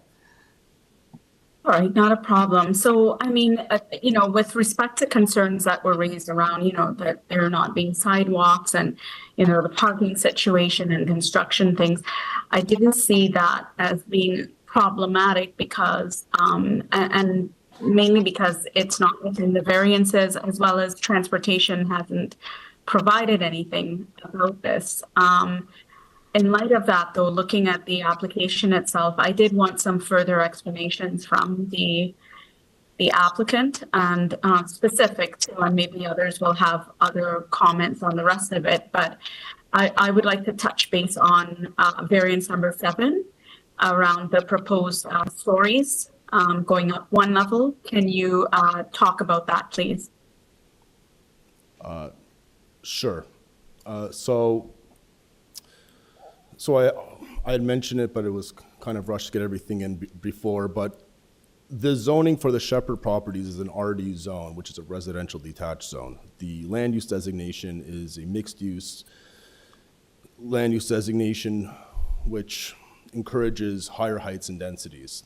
OPA 778 was also approved, which encourages as of right, which is under appeal, but as of right mid-rise buildings on avenues such as Sheppard Avenue. In our many talks with city staff and meetings and design sessions, they had even suggested higher heights and density. We don't need that much height or density. We're trying to make something that works for the needs of the institution. And quite frankly, higher heights are appropriate given the development on Sheppard Avenue, and if you look at where development trends are heading. The enforced zoning bylaw on Sheppard Avenue has not kept up with the official plan policies and the intent of the planning department, which is often the case since changes start with the official plan. So that's why we're at three stories. Oh, and we also, the extra height was added because we worked on the setbacks, which was also requested from staff. So to get space for what we need. And I also want to mention that staff has provided a letter of support. Planning staff has provided a letter of support. Thank you. Did you have another question, Ms. Sankar, or are you okay with that answer? Okay. Mr. Bartolo, did you have a question? Yes. I was looking at, I think it's variance number 10 related to the waste handling on site. I'm not seeing how that's reflected on the drawings. Sorry, I couldn't really hear is that the? Correction, variance number 9. You just walk me through how you're dealing with the waste on site? It's supposed to be inside a building. It sounds like it's. Yeah. So there's a waste room inside the building. That was the. Inside the main building? Yes. So why is there a variance? But why is there? But there is no variance. It's being requested, variance number 9. It says that waste and recyclable material on the lot. Are we looking at the same one? On the public meeting notice? Maybe staff could pull it up. It's up there. Wasn't that's? I think you might be looking at the old notice. Oh, are we? Yeah, variance number 9 talks about landscaping. Not in mine. The first, are there 2 notices? Yeah, Where's the other notice? I only see one notice. I'm looking at the notice at the top of the package, so, oh, never mind. We're both looking at the old notice. Mine too. All right, so that's gone, I take it. That's resolved. Okay, thank you. Any other questions? No? All right, let's take this into committee. Does anyone want to start the convo? I can start with some comments if you like, Matt. Sure, go ahead. I mean, in general, I don't have an issue with what's being proposed here. Numerically, there are some things that are maybe pushing the bounds a little bit, but in recognition of building like a place of worship and a gathering place in a tighter urban area, I think there's got to be some flexibility to accommodate that. And understanding the negotiations with the city as it pertains to the access and vehicular movement and parking and all of this. There's not really any opposition to that or any staff recommendation against that. So while in general, I guess we're pushing the bounds in certain areas, on the balance of what's being proposed and and what's possible on the site, and the fact that there's a community good component to it, I think I can generally get behind the proposal. Mr. Kibu? Yes, Madam Chair. I've had time to listen to mostly to the people who were opposed to the neighbors. But when I go through the variances, it seems most of the variances are in line with the requirement. Most of the oppositions were based on access and traffic and impact on the value of the property, or noise and other items, which for me are not directly relevant to this application. So as Mr. Bartolo said, I think I'm more inclined to support this application. Thank you. Any other comments? Ms. Sankar, go ahead. Just wanted to ask those with huge planning backgrounds in our panel about the story level as well, and what was sort of explained, and old versus new and sort of things that are in between. Does that track out? Does that run true? And also, are there sorts of, I'm just taking what one of the residents had said, that, listen, we've got like 6 already in and around the area of the same religious institution. Are there concerns for that as well? So with respect to the height, I've totally heard that comment before from planning staff. So they do want to increase density along transit lines.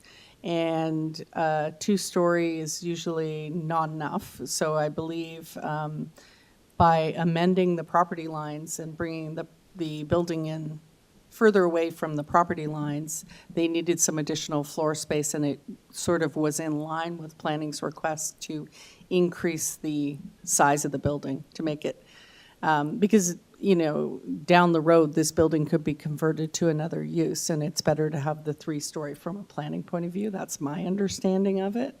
So I think that totally tracks. And I don't think anyone had a concern with the height of the building, so I don't have a concern with that.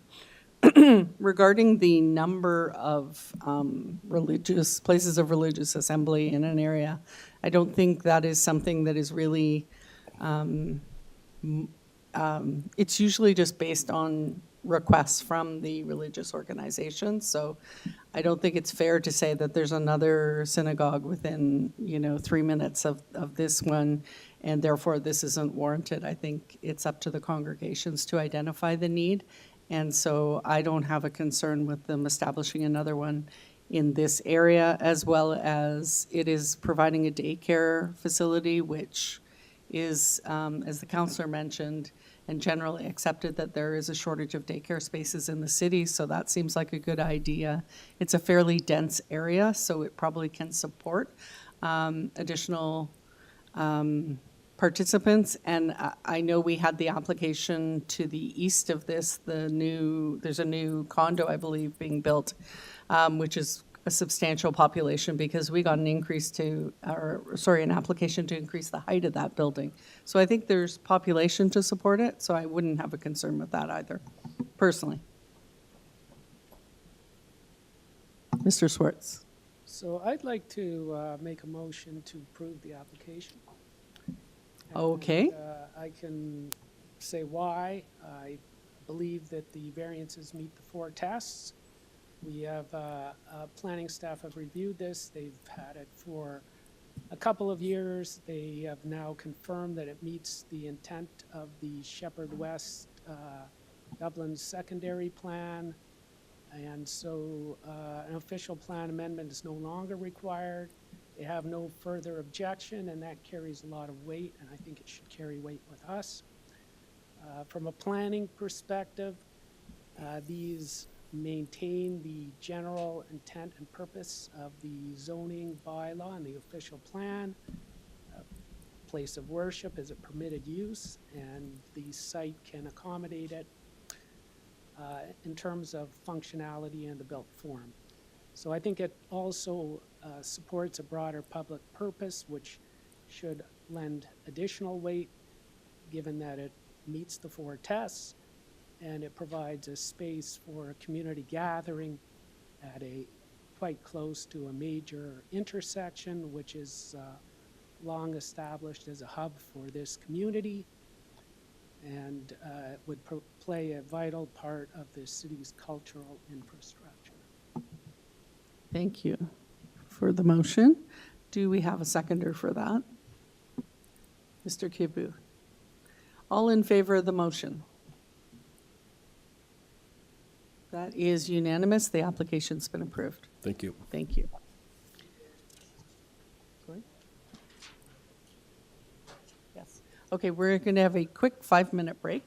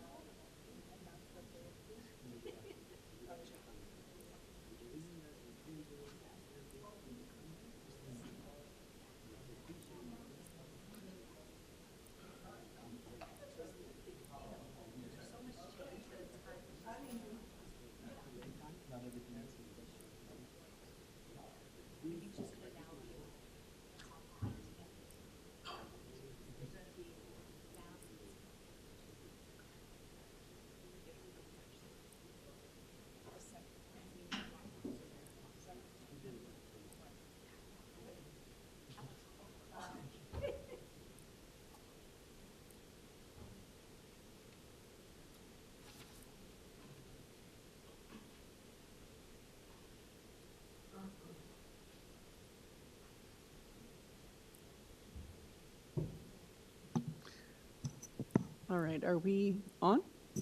Okay, great, thank you. All right, we are back, and we are on item 15, 217 Ronan Avenue. This is an application to alter the existing dwelling by constructing a rear first and second floor addition and deck. We have variances for rear deck setback to the north and south property lines, building length, floor space index, north side yard setback, and south side yard setback. On file, we have a survey, plans, presentation material, community planning report, 2 letters of opposition from 219 and 223 Ronan Avenue. And our applicant is here with us. Welcome. Good afternoon, Madam Chair and the committee members. And your name and address, please. My name is Sahar Arfa, and my home address? Your office. Oh, so 217 Ronan Avenue. I'm representing the owner. Okay, thank you. We do have people, we have someone in person for this application. Sorry, thank you. Great. Can't see behind my monitor, but, and then we have someone online as well. So if you could give us a brief presentation. Sure. Can you pull up my presentation, please? Yeah. So we're proposing an addition on the first floor and the second floor, plus a deck in the back. So we're facing 4 variances. We are increasing the building lengths from 17 to 20.07 meter. We're enlarging the FSI to 0.64, and the addition that we have problem with setbacks. We went to be aligned with the existing walls on each side. It's already encroached. Next slide, please. So as you can see, the existing house is already encroached the side setbacks. Both sides are 0.37 and 0.73. We're not doing anything further than that. We're just aligning with the existing house, which is characterized with the neighborhood. Next slide, please. So I made a quick 3D so you can have a better view on the addition I'm making. As you can see, the second floor addition, it's not a fully addition. And because the bedrooms is very small in size. And the first floor addition is, we're not trying to maximize the floors aggressively. The height in scale, and it steps back from the main messing of the house. It's designed to integrate seemingly with the existing structure and the streetscape. Next slide, please. I found some similarity in the neighborhood. There is a very important point that you can see. 217 Ronan Avenue is the smallest among the whole neighborhood. In terms of width, I mean, the frontage is only 5.03, and the width of the house, it's only 12 feet. Next slide, please. I showed it here in the zoning interactive map, how small and tiny the lot is. And next slide, please. I found 3 houses which is similar or bigger in terms of building lengths. 70 Snowden Avenue, it's 21.36. We're just proposing 20. Next slide. 133 Snowden Avenue, 21.27 meter. And all of their house that I'm mentioning, they have bigger width. And I want to show you the 2 pictures I'm prepared from inside, so you can have the understanding how tiny this family room is. That's the reason the owner would like to do some addition, so at least they can fit another couch that you can see in the last picture. Next slide, please. Yeah, that's like the width of the family room is just the size of a very small couch. And also, I learned yesterday, back in 2021, 232 Snowden Avenue, they got approval for the minor variance. They enlarged their FSI from 0.35 to 0.68. We're just proposing 0.64. I'll be happy if I to answer any questions. Thank you. Any questions of the applicant at this point? No? All right. So we have some people in attendance. If you'd like to come forward to the microphone.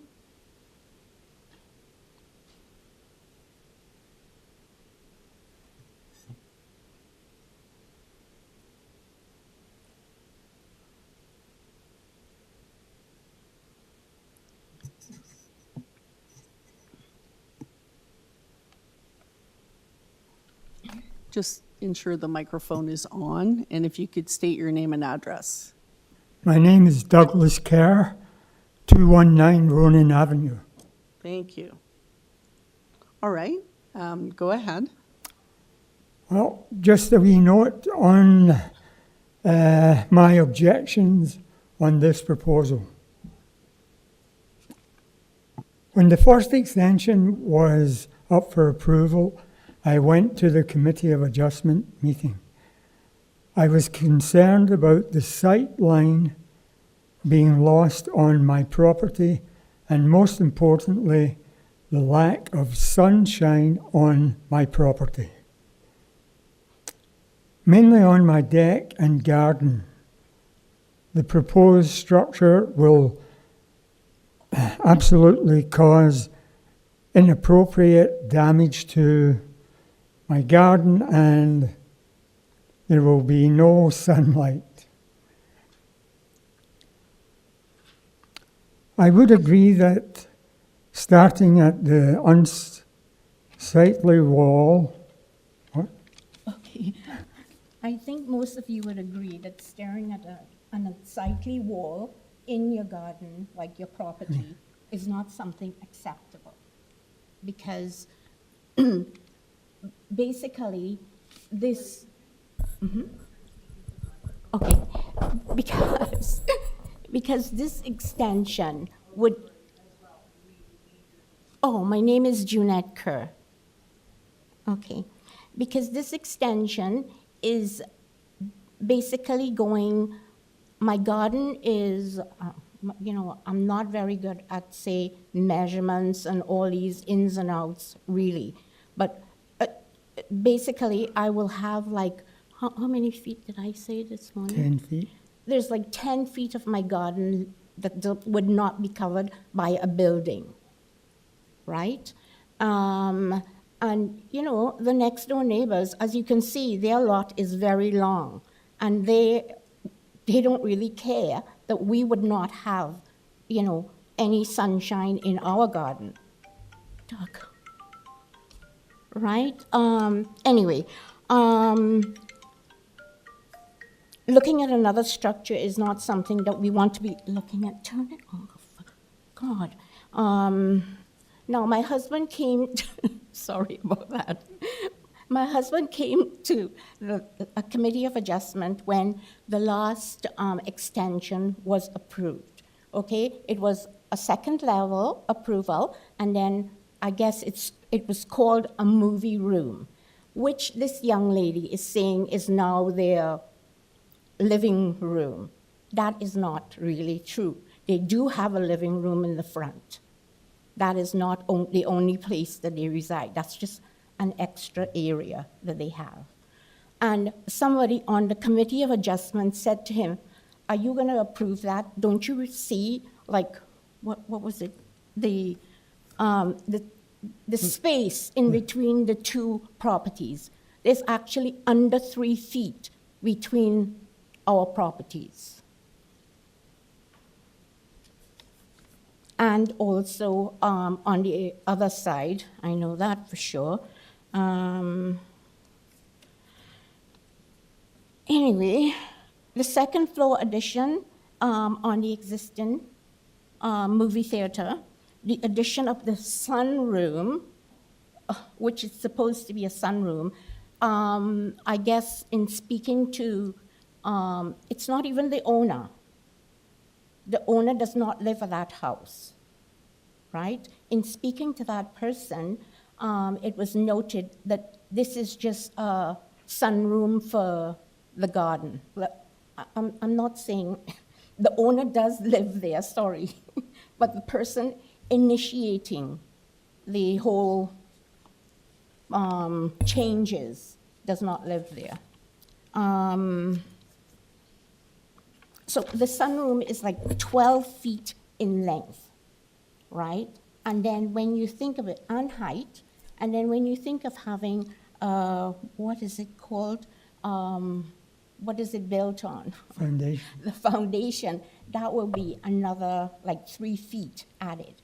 So this is what we are going to be looking at for the rest of our time at our property. Like, we've lived there for like 40 years. All our neighbors are like, you know, we speak to each other and we like to go out in our backyards and chat and everything. But obviously, this is not going to happen because we can't even see what's going on outside. It's going to cut off sight line of nice trees that are there and general being able to have a view. Okay, thank you. What Your was the- time is up. Oh, my time unfortunately. is up. Just Also, drainage is another thing because their property is a little bit elevated, more elevated than ours. Okay, thank you. Right? We'll let the applicant address Okay. that. All right, thank you. Thank you.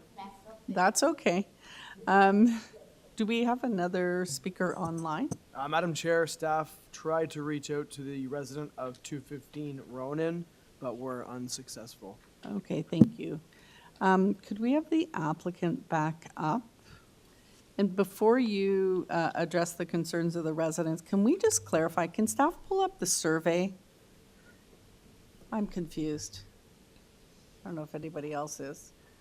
The additions that are shown on the survey, those are existing, so it's been added onto before? Yes. This is a further addition, is that correct? Yes. Okay, just wanted to clarify.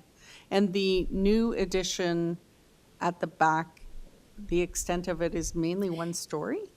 From your 3D model, it looks So like. the first floor, 12 feet by 12 feet, and the second floor, 9 feet. Out. Okay, gotcha. So, you know, it's smaller. Okay, it's I not understand. fully extended. Thank you. I was just getting confused. All right. If you could address the comments that the residents made, please.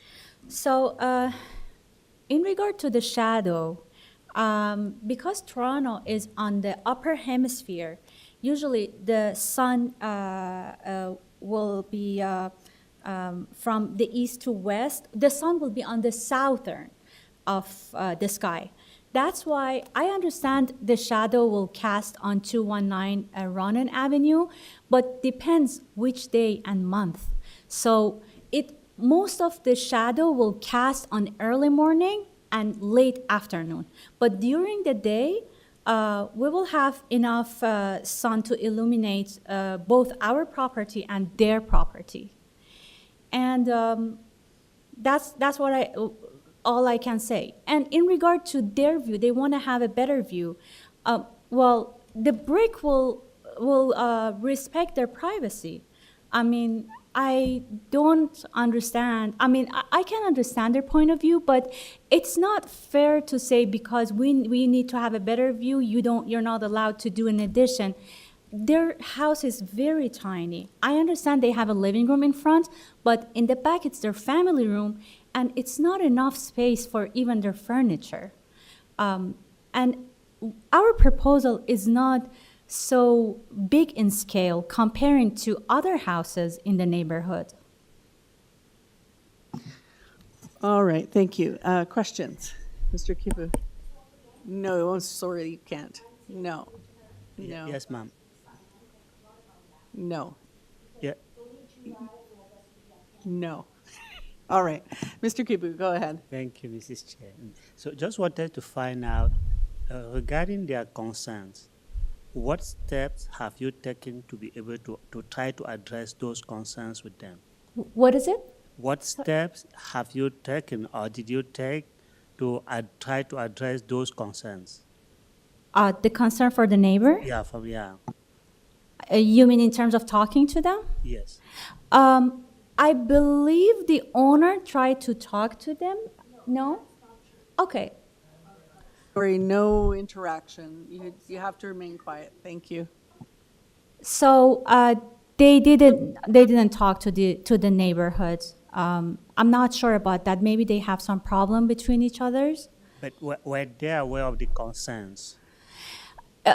Like for the drainage, it won't be a concern because we're gonna have a system that will drain all the rain off, and even the roof would be sloped 2%. That would be enough to gather the rain off it. And on the side between the 219 and 217, our setback right now, like with our proposal, we almost half the what's required. It's required 0.90 centimeter.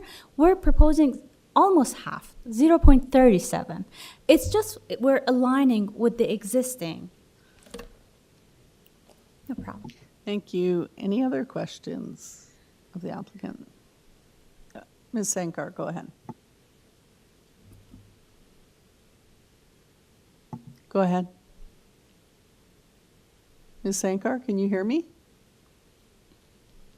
Oh, right. Yeah, sorry, I can't see you on the screen for some reason. Like you're not there, so I didn't know if you were talking to me.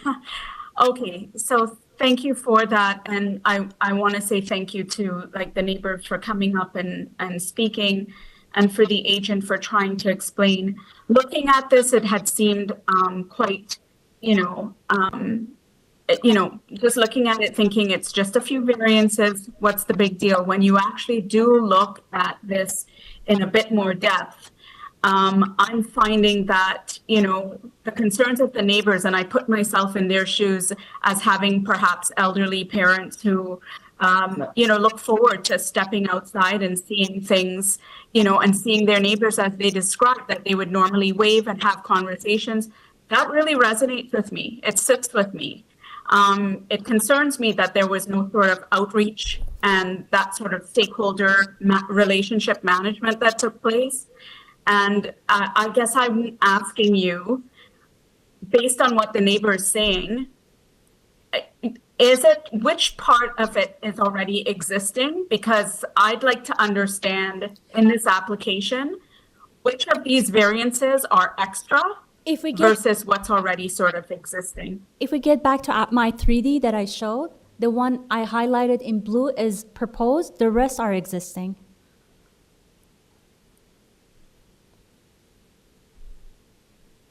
Yeah, those are. So it will be the deck as well as that sort of like that blue portion that's already there. Yeah. Okay, and so that is exactly what they're concerned about, like with the length. Can you then explain to me why, even with most of this, at least specifically with the length, could we not have scaled something back? You would have still been able to do something with it within the parameters of the bylaws. Was that considered, and what was the conclusion? Why wasn't it done? Well, if you see the second floor, there's an existing bedroom on the second floor, which it's like not more than 8 feet. So we want to add like 9 more feet so we can have a proper master bedroom. And anything less than that, like it won't be suitable for their furnitures and for their needs. And also on the first floor, I mean, I think anybody can agree with me, 12 by 12 is a decent size for a family room, considering how many people lives in that household. Right now, as I showed you the inside pictures, it's a very tiny family room. It just fits one love seat, one couch. That's the reason that, so even if we want to make less than 12 feet, still we are above the FSI, still we're encroaching the setbacks. The size that we are proposing, I think it's decent.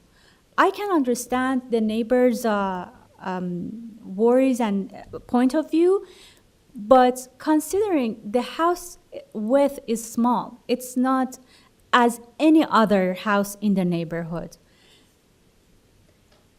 You can check on Toronto zoning interactive map and see it's the only house that frontage is 5 meter. It's 217 Ronan Avenue, 5.03. Okay, thank you. Did that address your question, Ms. Sangar? Yes, it does. It's, I guess when we get into committee, I can give my comments on that. Okay. Anyone else? Any other questions? I think we're ready to take it into committee, so thank you.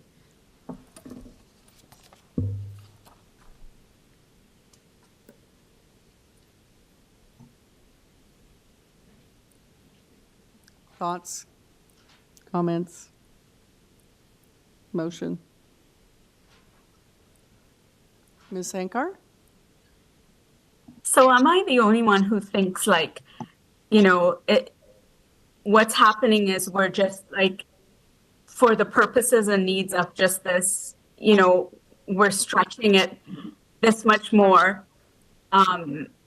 you know, whereas they could really build within it or find something else that is more spacious for the area for their living needs. I take to heart, you know, that we've got an elder population constantly that has to sort of say, sit back, it's okay. When really and truly, they could have either built within means and not be able to come here or have minor variances. When I look at this, I see quite like the stretching, and this was not the first iteration, it's the second iteration. They've already done an extension before.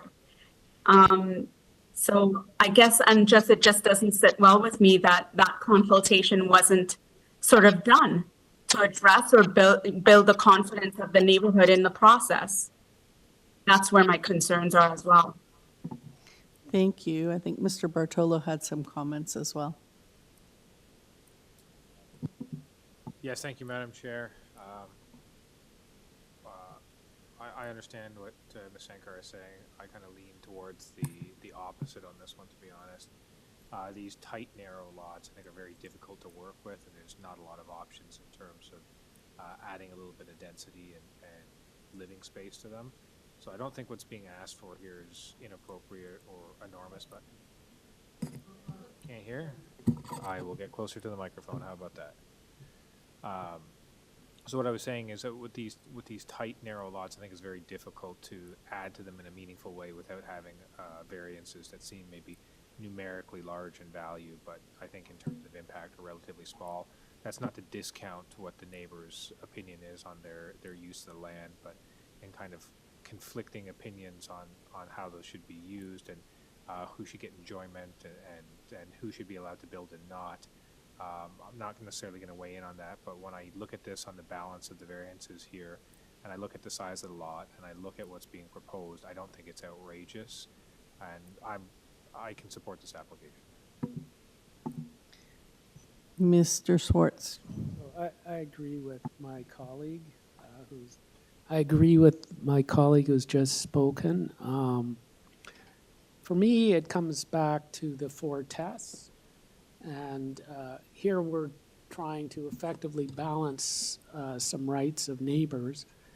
Apparently the neighbors may not get along as well as everybody would love that they could, but besides that, still come back to the staff report, the 4 tests. The staff report appears to be positive, subject to the condition of the maximum building length.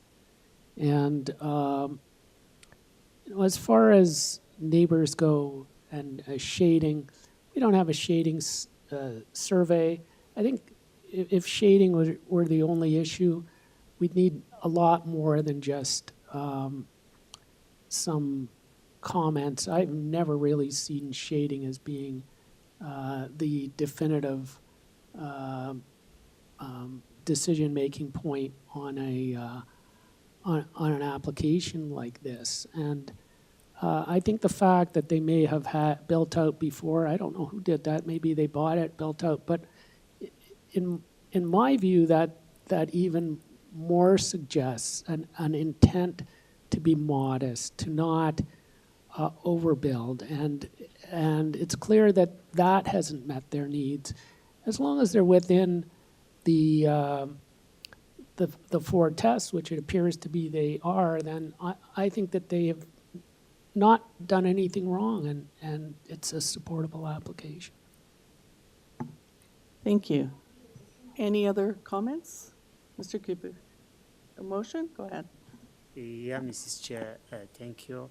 Based on all the point we've listened today, and especially the staff report, which is quite positive on almost all the requirements, and despite the fact that the applicant might not have consulted with the neighbors, I would like to make a motion for us to carry this application and subject to the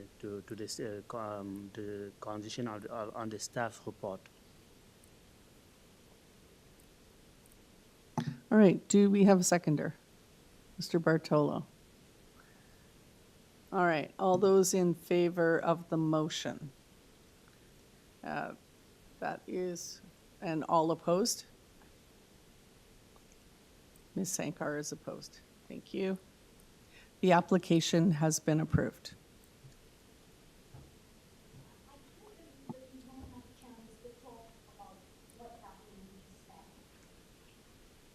Sorry, ma'am, you did have your chance to speak, and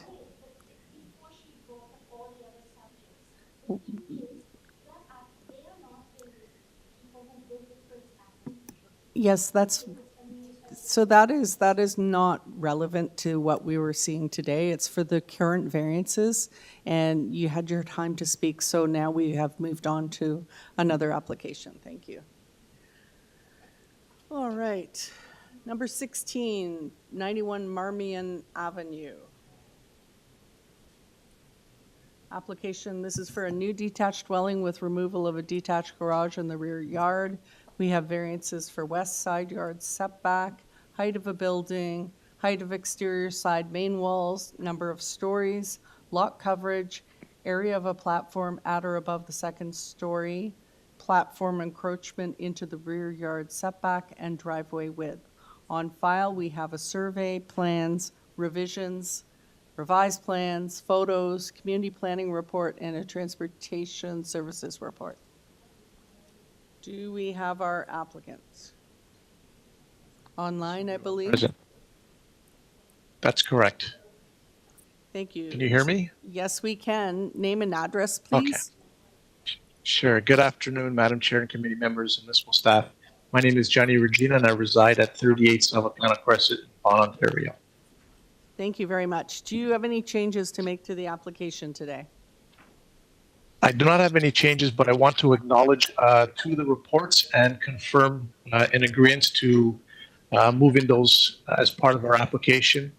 So the first one that we are going to comply with is a recommendation for planning staff, which was to modify variance number 3 to 8.05. Drawings submitted on March 27th. Drawings A6 to A10 show those modifications to comply with the 8.05, so we are just reaffirming that. And the second, with regards to comments from transportation services, we are more than happy to comply with the 5.81 that they're suggesting. We will meet all the conditions stipulated within their letter and what they're concluding to. At this point, we feel that the application of this new single-family home meets the 4 tests. We do have letters of support, and we would ask respectfully that this application be approved. I see before you. And if there are any questions, I'd be more than happy to address them. Thank you. We don't have anyone here, I don't believe, to speak to this application. Madam Chair, can I just? Yes. I just want to clarify, he made that change? Yes. Okay. If whoever makes the motion, could just repeat that? It went by pretty fast during his did. presentation. So if you caught it, Yes. I think I caught it. But whichever member makes a motion, Will should you make- choose to approve it, if you could kindly just repeat it for our records. We Thank you. can do that. All right. So I don't think do you want a presentation, anyone? I'm okay too. All right. So shall we take this into committee? Unless you have any questions? No? Okay.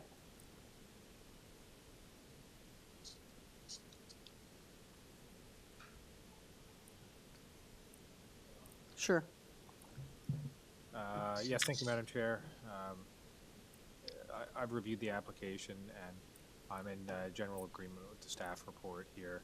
I don't think there's going to be an adverse effect on the local community, and there's nobody here to speak against this file. Therefore, barring any debate, I'm ready to put forward a motion. I think you have ability to do that. Go ahead. Therefore, I'll put forward a motion to approve this application, subject to variance number 3 being reduced to 8.05 meters, and subject to the conditions of the transportation report attached. And I believe staff had one other condition, that variance 1 regarding west side yard setback be developed substantially in accordance with the site plan submitted to the committee. Correct. We'll adopt that as well as part of the motion. Okay. We're okay, staff? All right. Seconder, Mr. Swartz, thank you. All in favor? That is unanimous. The application has been approved. Thank you. Yes. Thank you very much. All right, it's time for the 4 o'clock session. Are we okay to continue for a bit? Okay. So item 7, I'm sorry, I have to load my, Madam Chair, if you're heading right into the 4 o'clock, we do have a deferral Okay. at the 4 o'clock. let me just pull Let up. me know when you're ready. Yep. Just need to load my agenda.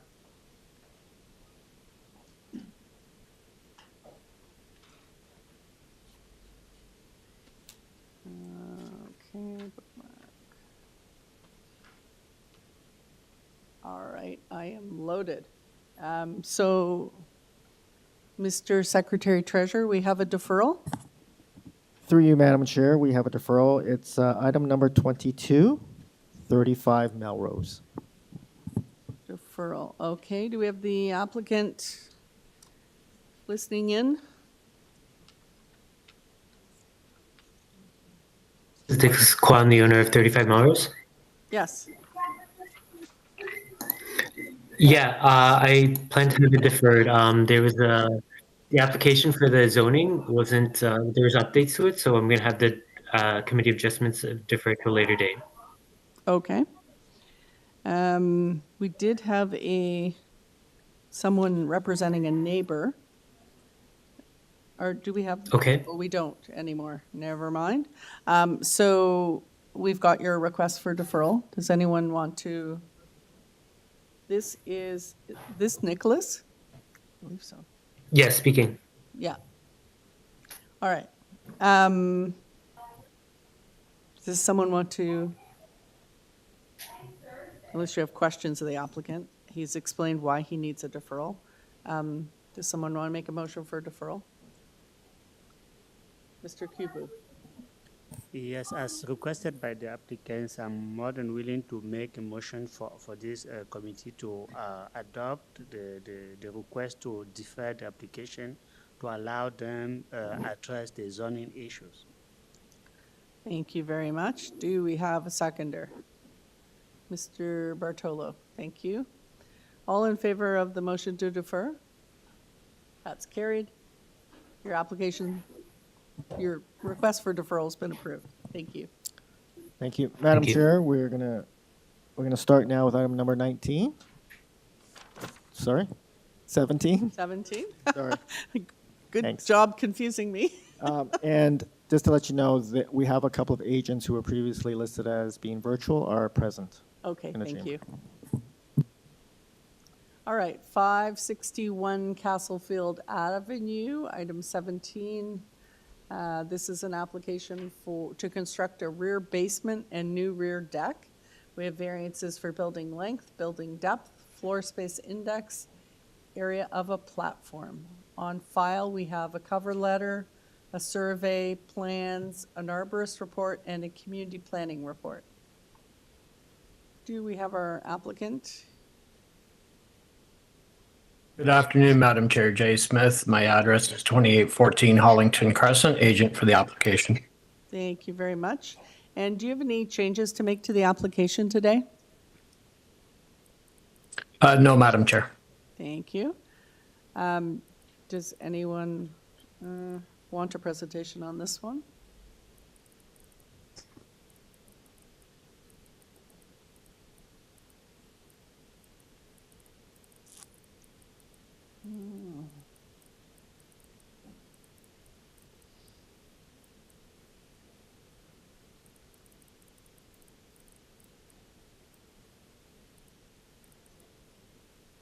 Is that a yes or a no?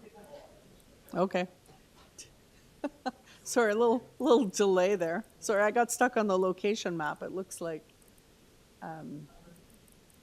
Did you hear the question? Thank you. All right, so we don't need a presentation. All right. Unless there's something you want to tell us. Sorry? There is a staff report, yeah.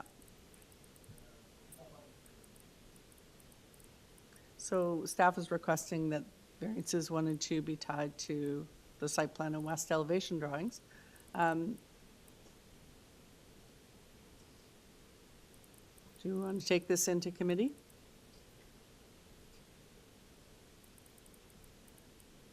A bit of an unusual application.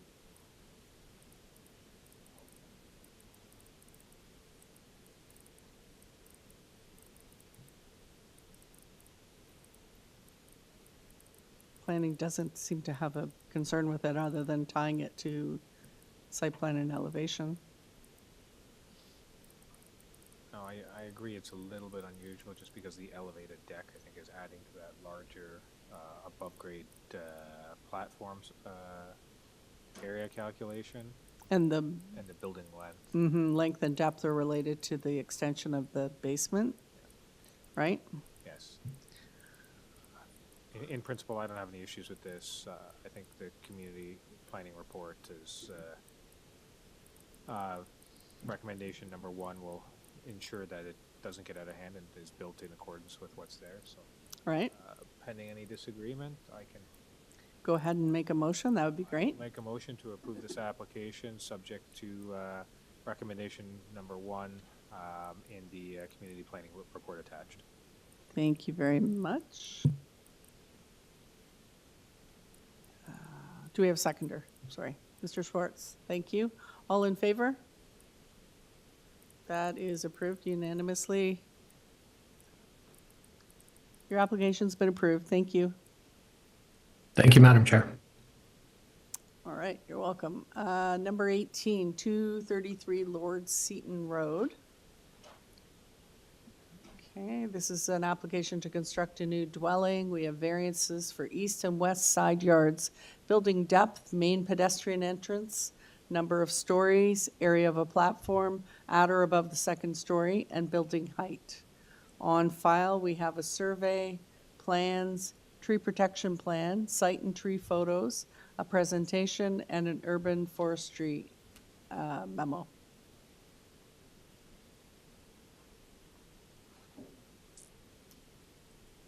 All right, and our applicant? Ali Shokeri, 326 Sheppard Avenue East. Good afternoon. Good afternoon. We don't have anybody here, there's nobody here in the audience to address this application, all right? So do we want a presentation? No? I don't. Mr. Kibu, nothing? Okay. So Mr. Shakari, we don't need a presentation. If there's anything you want to point out, and otherwise we are good to go into committee. No, nothing to add on my side, Madam Chair. Okay, thank you. Let's take this into committee.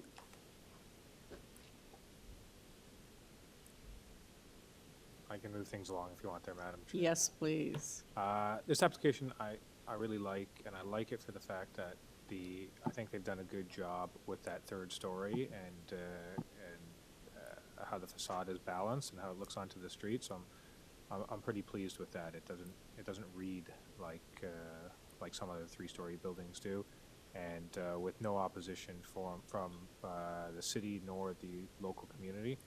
I'm prepared to put forward a motion to approve this application subject to the conditions noted in the urban forestry memo attached.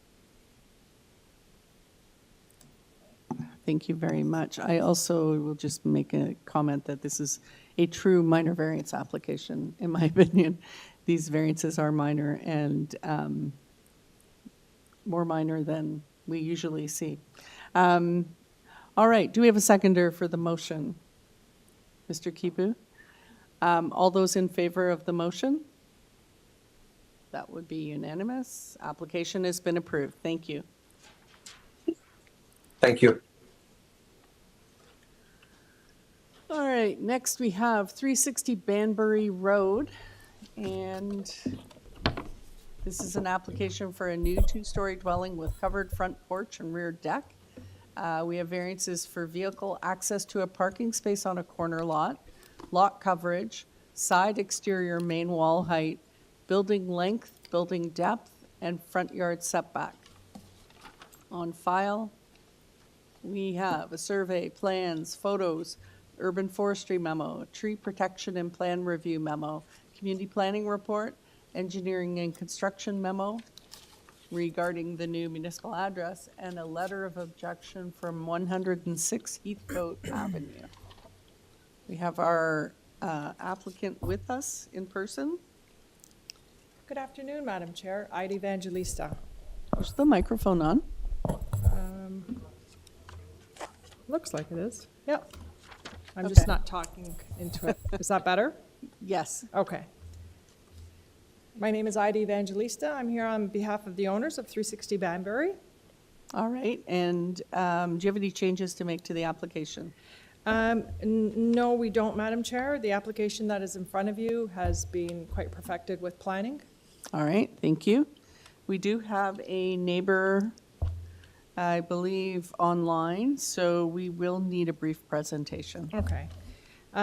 What we are proposing, this is a corner lot, Banbury and Heathcote. We have now redirected the front of the house to face Heathcote, and that's why we have a driveway that is on Heathcote. The new address will be 108. So many considerations have been taken to, there's a tree in the backyard, so we've taken that into consideration. We've also taken into consideration our neighbors at 106. So our lot coverage, I've explained the parking access from the fronting street, which is Heathcote. Our lot coverage, we are asking for 35%. The house itself, you'll notice there's a pop-out in the front, which is your front entry, and then you have a breakfast nook in the back. So those two pop-outs contribute to the 35%. The house itself is 32, which I believe is quite characteristic to the neighborhood. So is 35 according to planning. Now we do have main wall heights. You'll see that on my variance number 3 on my submission, which is page 4. So our main wall height is of 8.31. It's taken, this is a gutterless system. So it's taken to the top of the molding. Do you have my submission?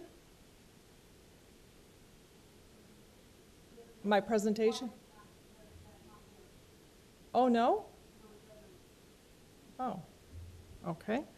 All right, so if we just take a look at the front elevation, you'll see that there's banding across the top of the home. And that 8.31 is taken to the top of the molding, as I mentioned, because it is a gutterless system. So it is just basically a parapet that goes around the home to hide the gutter, the eaves trough. if we take the height to where it would be if this did have an eaves trough, which would be to the top of the plate, the measurement is 7.39, which is just above the windows. You'll see that there's another banding just above the windows, and to that is 7.39. We do have a building length of 20.7, and if we can go to the site plan, it's unfortunate. I wasn't told that my submission was not working. So our length is to the rear, right to the rear wall of the breakfast nook. There's different dimensions, as you can see, on this home. So on the west side, and this is where we've taken into consideration 106 Heathcote, because you'll notice that for the garage portion on that west side, the length of the wall is 11.39 meters, and then it jogs in approximately 4.74 meters, and then it jogs in once again to the breakfast nook, another 4.63 plus 4.74. So between that breakfast nook, which is what is contributing the length.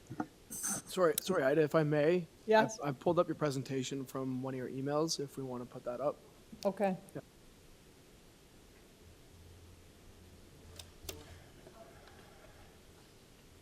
Thanks, Brendan. So between, and let me add that we do not have any side yard setbacks for this home. So that's what's contributing to the length of the home. Our building depth is taken from, because we do also have a front yard setback.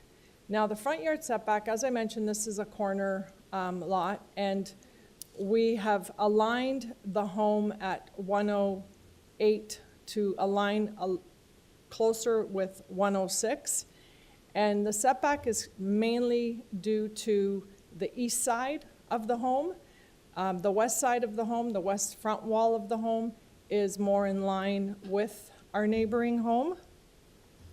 So what we are proposing here, as I mentioned, we don't have an overall height. Our setbacks, we have been very careful and considerate for 106 and for the tree in the back.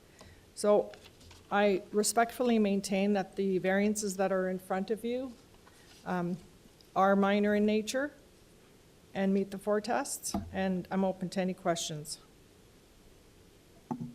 Thank you. Do we have any questions for the applicant? No, doesn't look like we have any questions. Sorry, if I may, Madam Chair. Was there anything in your supporting documentation that you wanted to cite, Ida, specifically, now that we have it up? Or? No, I've pretty much now, I believe, I've gone through it, and I through you, Madam Chair, and members, I believe that was I able to articulate what the variants were? I think we're fine. Yeah. All right, so let's get our resident online.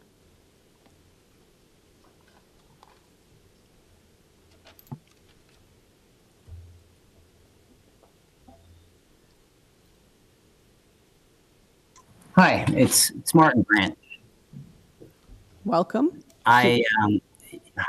Could you Thanks state very your much. So, address, please?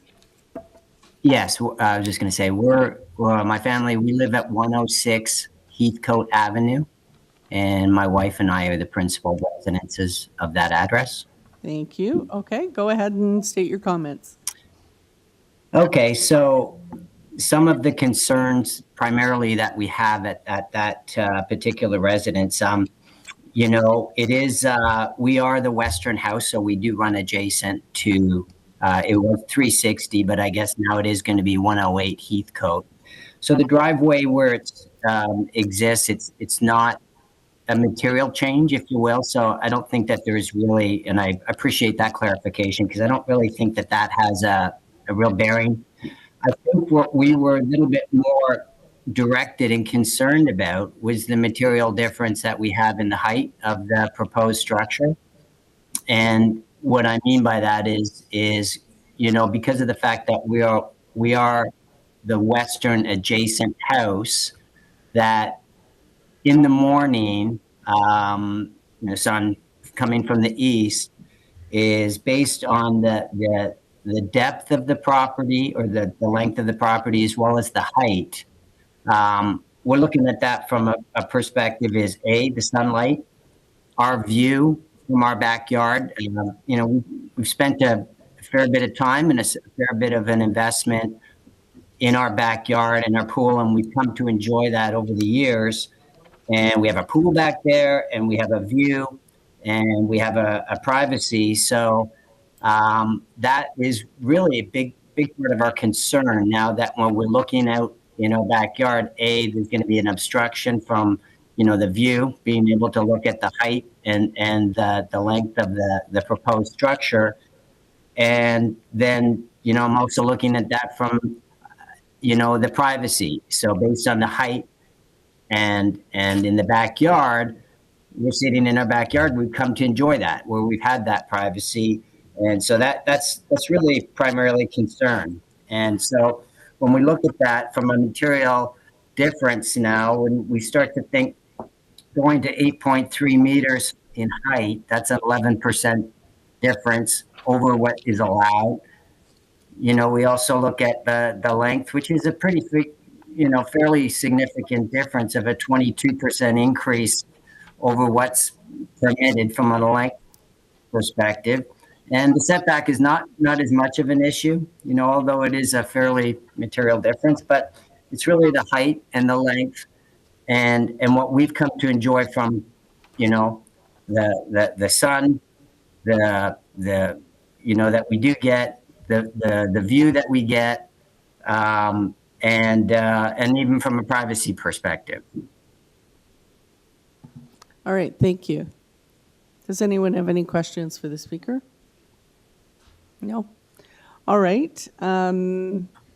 Let's have the applicant address your concerns.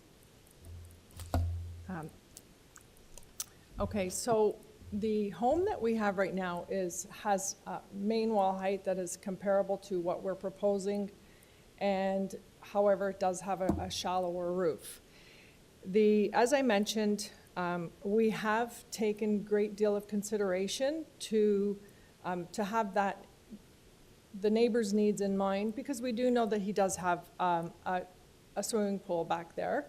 And that's why, if you notice on that site plan, actually maybe the survey might be better too, or even page 3 of my submission, where it shows the neighboring property, because the garage portion, which is 11.39 meters in length, that aligns with their home. Actually, it's even shorter than their home.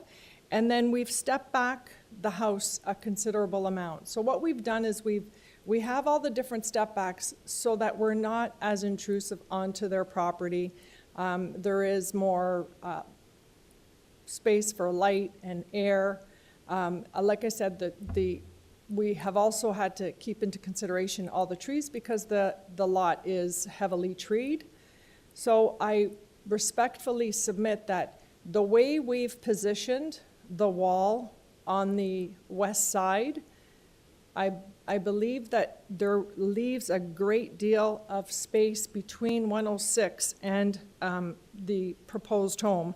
There will be approximately 30.74 feet between that breakfast nook and the rear portion of their home, and an additional 4.74 meters right behind the garage. So I respectfully don't believe that the sun will be imposed at any time during the day, no more than what it is right now. The house is more or less sited as it is existing. And we've done, like I said, we've taken a great deal of consideration to design the house as it is, keeping them in mind. All right, thank you. Any questions of the applicant? No? All right. I think we'll take this into committee. Mr. Kipu? Yeah, if I may go straight to a motion for us to approve this application. On reviewing it, it is quite straightforward.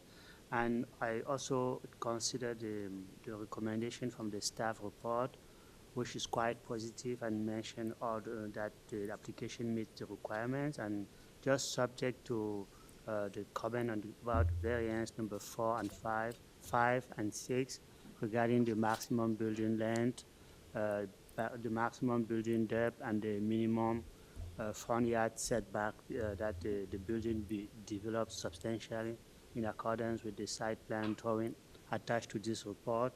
And I also note that the urban forestry is really just an advisory memo, so there is no straight condition on this application. I think there are actually. Yeah, there are Condition 1 and 2? Yeah, condition 1 and 2, Mrs. Chair, yeah. Forestry? Yeah. Yes, the second part, yeah. And so that will be my motion for us. Thank you very much. Do we have a seconder? Mr. Schwartz. I would just say that, I heard what the resident said as well, and I think that, the applicant has made great efforts to try to preserve the privacy in their backyard and altered the building to accommodate that. So, all right, all in favor?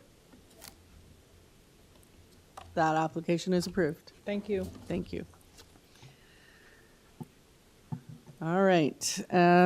Next, we have number 20, 1150 Eglinton Avenue East. This is an application.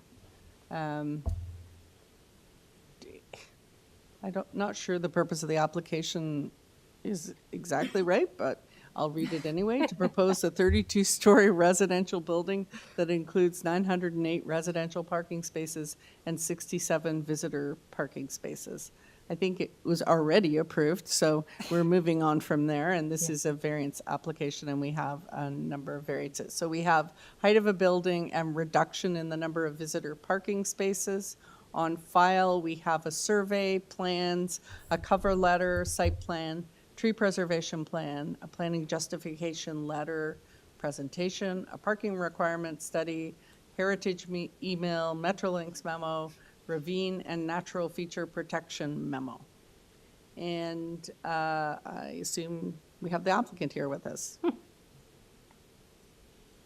So good afternoon. My name is Claire Ricker, 3 Church Street, Suite 200 in Toronto. Is the microphone on, Claire? It's just you're so quiet. I might just be quiet. I apologize. I think these microphones, that microphone needs to be longer so that people can speak into it easier. But anyway, thank you very much. Number 20. We don't have anybody here. Does anyone want a presentation? It's pretty straightforward, I think. Unless you have questions of the applicant or there's something you want to point out. I'm not sure we need a presentation. Go ahead, Mr. Schwartz. I might have a couple of questions. That's okay. If you want a presentation, we can have one. Let me ask some questions, and then if she thinks she needs a presentation after that, okay, I'm willing to entertain that. Mm-hmm. Go ahead. So maybe just if you could explain to me the maximum height. So what are you doing with that? It's not clear to me. You're increasing the height because you want a mechanical penthouse? Is that what's going on? No, absolutely. So maybe we can pull up the presentation slide deck that I had submitted. Perfect. And if we could go to maybe, I think it's slide 4.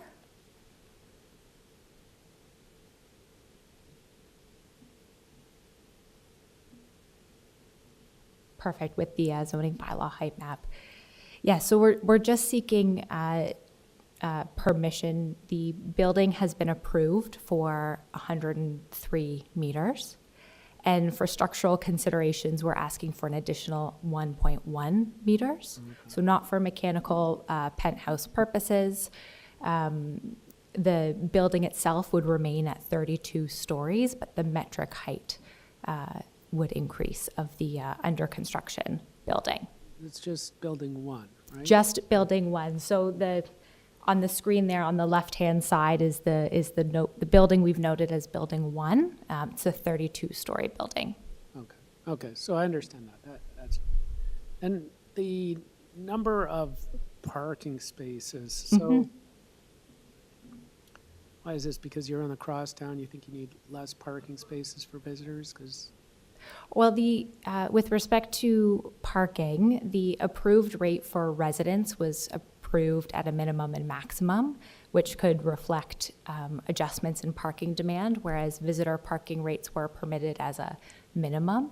So as the project and the local transportation and active transportation context has evolved, we've reallocated some of the spaces in the constructed underground garage. so basically you want to cut out, what is it, 50 spaces or something like that? It is 60 spaces. Yes, correct. And what are you going to use that space for? Is that the spaces have just been reallocated. So the underground garage is constructed. So in layman's terms, we'll just redraw the lines for resident parking spaces from visitor parking spaces. Oh, I see. Yeah, so no changes to the envelope or the number of spaces. The number of spaces within the underground garage, correct. I see. And the rationale is that because it's on the, is it because it's on the crosstown, you don't need as many visitor spaces?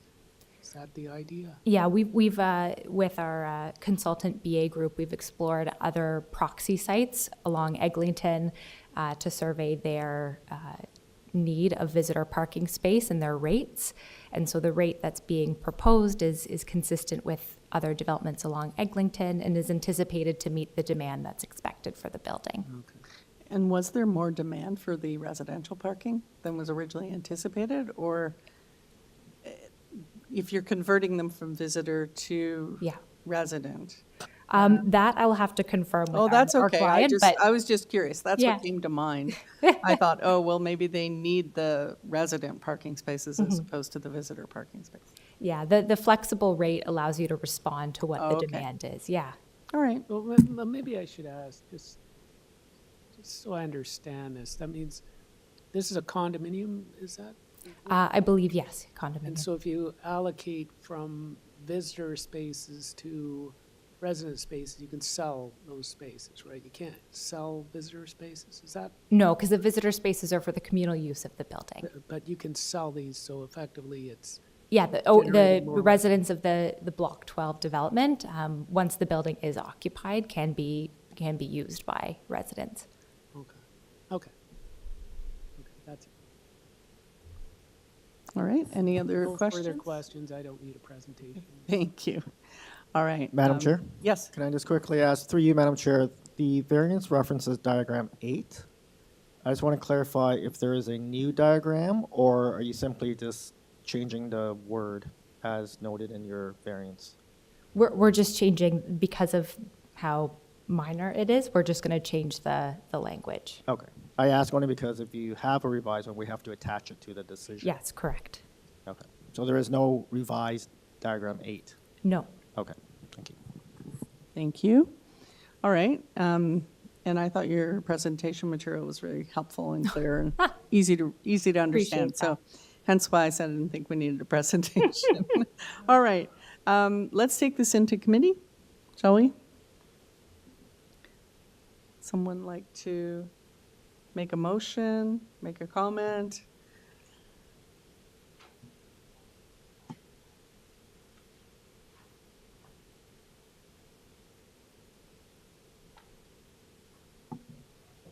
Yes.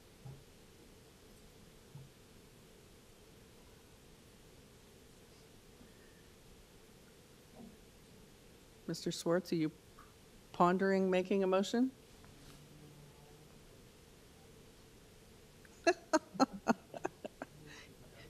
It's two variances. Thank you, Mr. Cooper. Yes, Mrs. Chair, the application is quite straightforward, and then it seems to meet the 4 tests, and I would like to make a motion for us to approve this application submitted. Thank you, and I don't think there are any conditions. I don't see any condition. No. All right, do I have a seconder? Mr. Bartolo. I was going to second you anyway.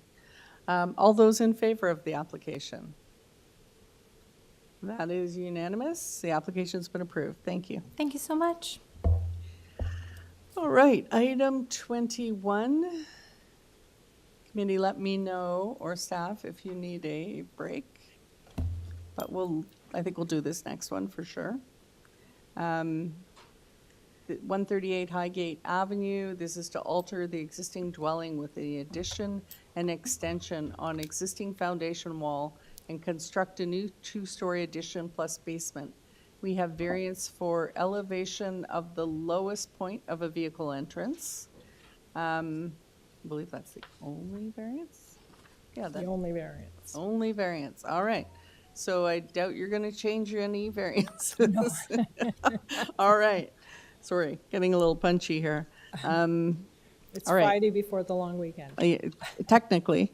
Well, Thursday. Thursday. All right. Does anyone have any questions or concerns with this application?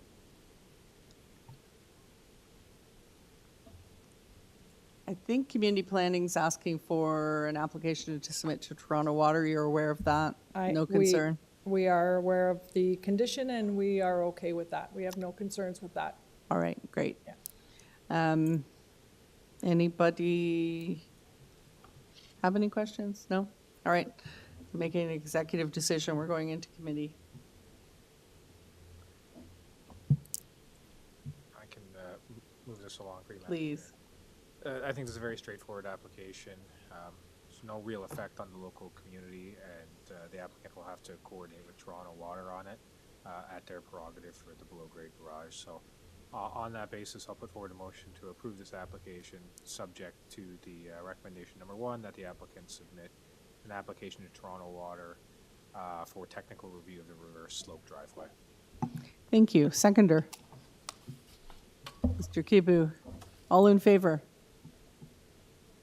That is unanimous. Your application's been approved. Thank you. And I'm the next one too. Oh, great. And then I promise I'll leave. Oh, yeah, 22 is deferred. So, 23, 16 Palomino Crescent. A stool, bar stool. This is an Only if a glass of wine comes with it. Okay, that might be going too far. Yeah. Okay, this is for a new 2-story dwelling. We have variances for north side yard, south side yard, side exterior main walls, lot coverage. And on file, we have a survey, plans, revised plans, April 9. Applicant's revision email, a presentation, community planning report, and urban forestry conditions. And we have our applicant with us. Just get to the right item here. We don't have anybody here regarding this application. That was a question. I don't see anybody. Does the panel have any questions for the applicant?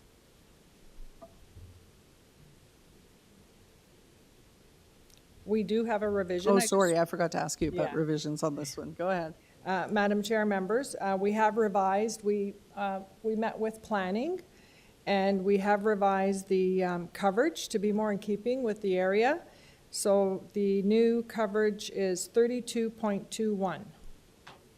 All right, thank you. Yes, variance 4.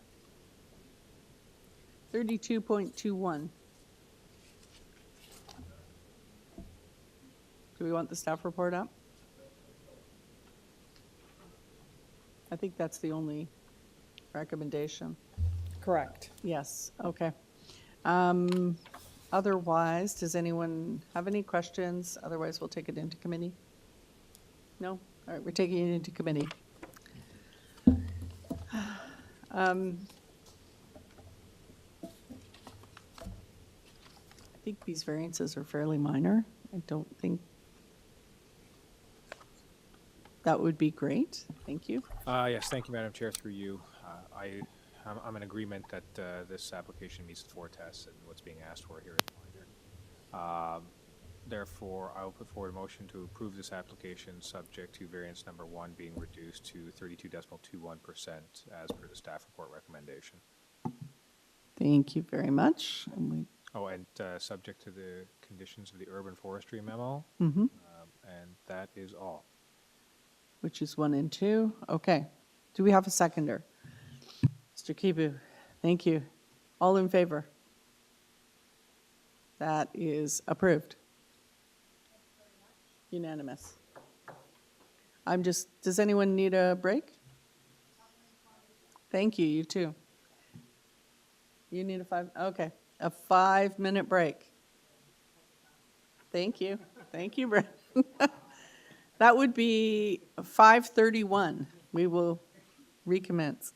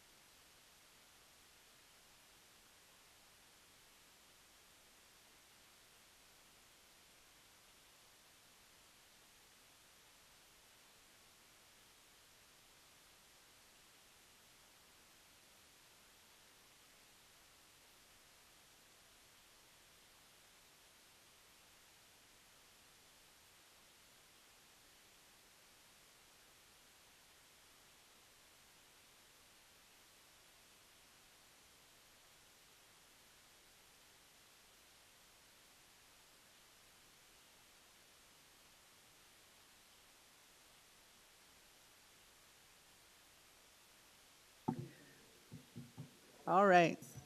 Are we good? Item 24. 46 Manor Haven Road. This is an application to construct a new dwelling. There was a previous application on March 6th on this property that was refused. The application is for, or the variances are for building length, building depth, and lot coverage. On file, we have previous decisions from November 21st, 24. Is that the applicant? Okay.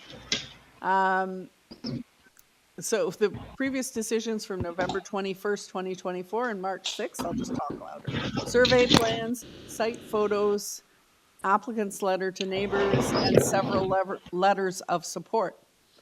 Do we think we have our applicant online? Thank you. Good afternoon, Madam Chair, members of the committee. Edwin Chang from 437 Spears Road in Oakville, and I'll be representing the Bloom family, which is the applicants or the owners. All right, Mr. Chang. I had made a note of a question. Could you just explain to us what has changed from the previous application? This is like a brand new application? Or nothing has changed from the nothing has changed from the March 6th application. And the reason being, in the original March 6th application, there was an initial request for deferral. And the circumstances behind that is the reason for the deferral was we just took carriage of the file 2 weeks before the hearing date. And we wanted some time to kind of canvass the neighborhood and get some feedback and kind of present our proposal. But it was one of those days where it was 8 p.m. on the minor variance committee date. And there was no objections from other neighbors and no comments from city staff. So we decided, hey, let's just try and talk about it. And mainly, and if I may summarize, because we were within all the permissible setbacks of the bylaw, and what we're requesting won't really be visible from the front of the street or the back of the street or back of the house, only visible when you're on the aerial view. I think the committee kind of agreed that yes, it's okay, but the fact that you didn't do an outreach, which is the reason for a deferral, the fact that we didn't do an outreach was kind of grounds to refuse the application. So since then, we went back out and did our canvassing. All right. So what we have before us now has been canvassed with the neighborhood, and that's where your letters of support have come from. Exactly. Yeah. I will note that there were 2 homes that we weren't able to get a hold of, one being 48 Manor Haven. It's currently unoccupied. And also 81 Manor Haven. We spoke to the owners, but there was a language barrier. So we left all our material for them to take back to someone who could speak and understand English. But all the other immediate proximity neighbors were in support. All right. And staff, can you pull up the site plan?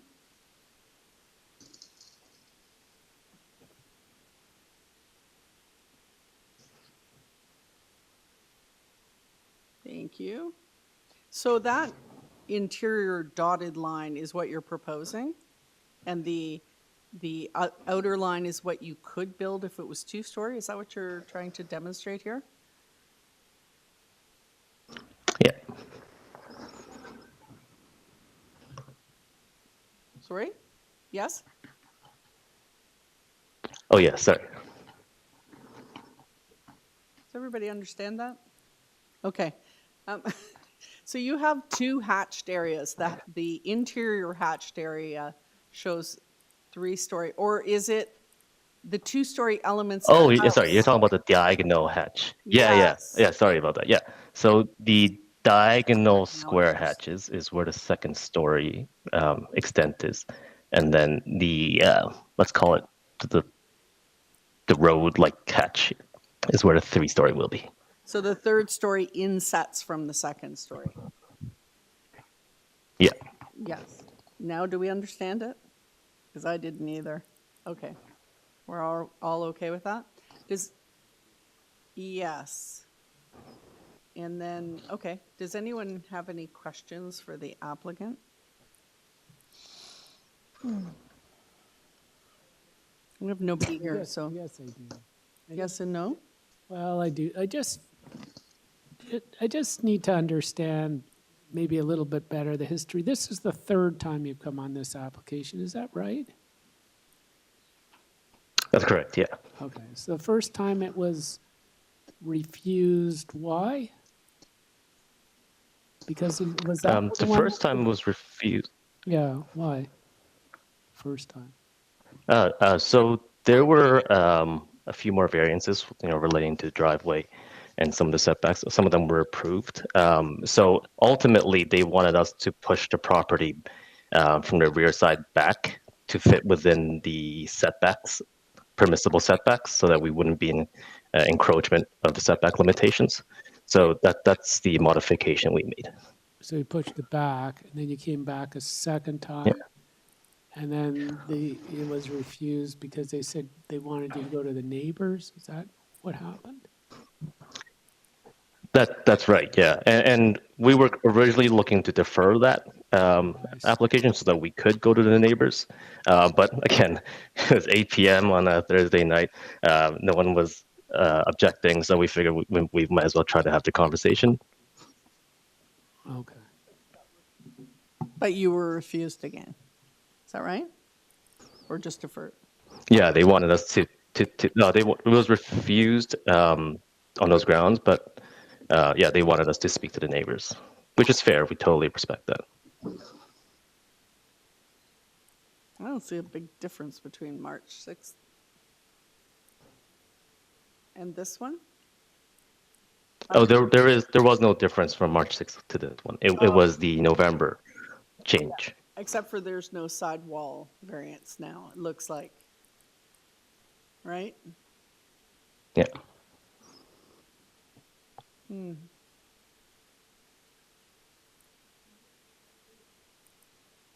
Yeah.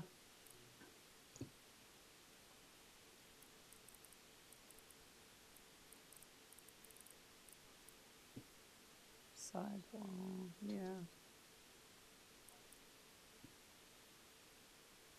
Yeah. Not a big deal. It is a big difference in coverage. All right, do we want to ask any questions, or should we take this into committee? Is anyone on the panel? March 6th? And sorry, just to clarify, on the first submission, there were variances that were approved. Oh, okay. Yeah, and these are just the extra ones that were not. Yeah. Right, that's why yeah, okay.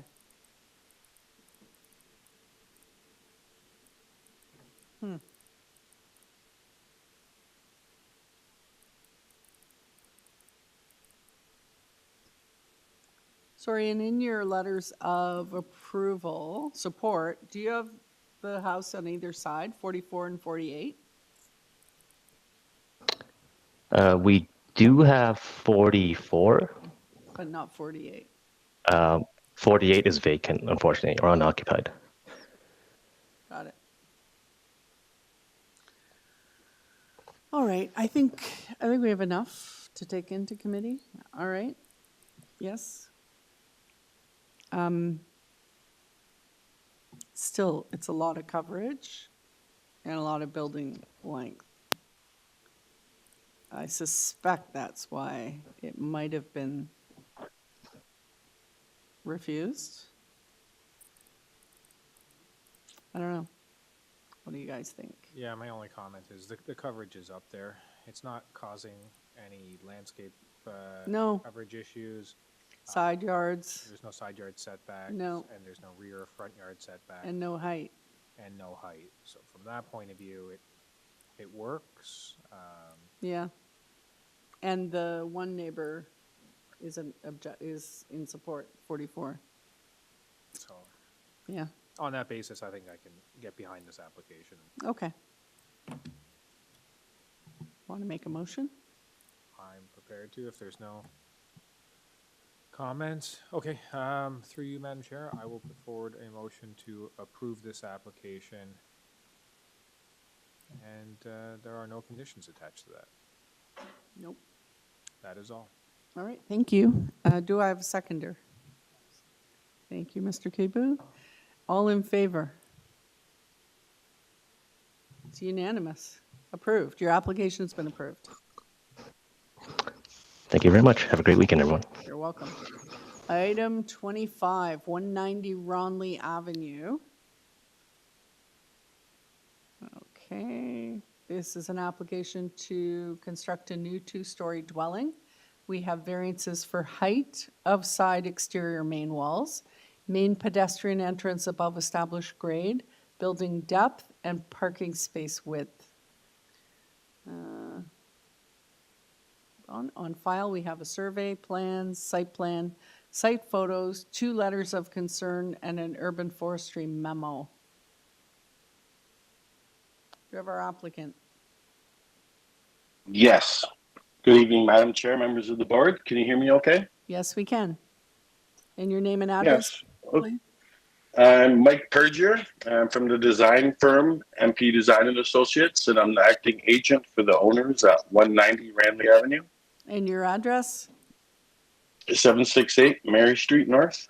Thank you. Do you have any changes to make to the application today? I don't. No, okay. Do you want a presentation, panel? No? I don't think I need one. All right. Unless there's anything you want to tell us, I think we're okay without a presentation and we can take it into committee. Yeah, I don't think I have anything to add. Okay.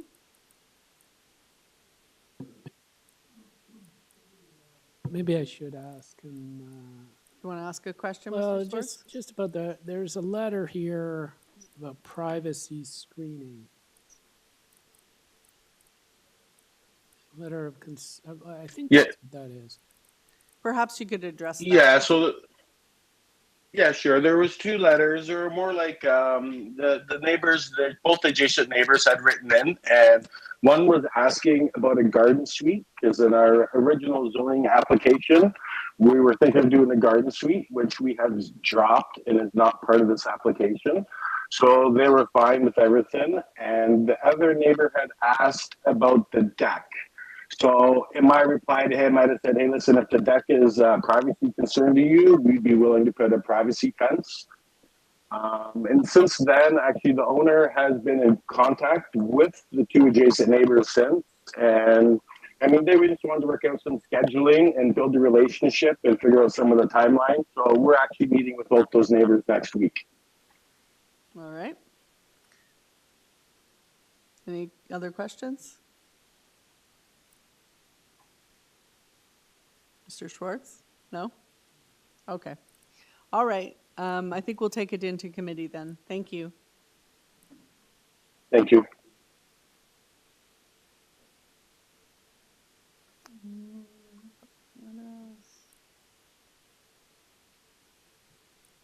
Just in terms of, it doesn't seem to be a problem here. I'm just concerned about the privacy screen and how we address that, if we should address that. I've seen it addressed. Yeah, I mean, we could request that they put privacy panels on either side of the deck. Yeah. You want to, and through the motion, we just have to identify how high we want them? Yeah, I'm not the expert on privacy. We usually ask for 1.5 meters from the base of the deck. And on both sides? So, We don't seem to have any other information. yeah. So we could put them on both. Okay. Do you want a motion? I can Sure. bring a motion to approve this application subject to privacy screens on both sides of the deck at 1.5 meters. And there's a forestry condition. Right, and Number subject 3. to the forestry condition number 3. I think that's it. There was no other. No. Yeah, everything. Okay, so that's my motion. Okay, thank Okay, the you. Privacy screen. Seconder. Urban forestry. Mr. Bartola, we'll let you have a turn a second. All right. All those in favor of the motion? That is unanimous. Your application's been approved.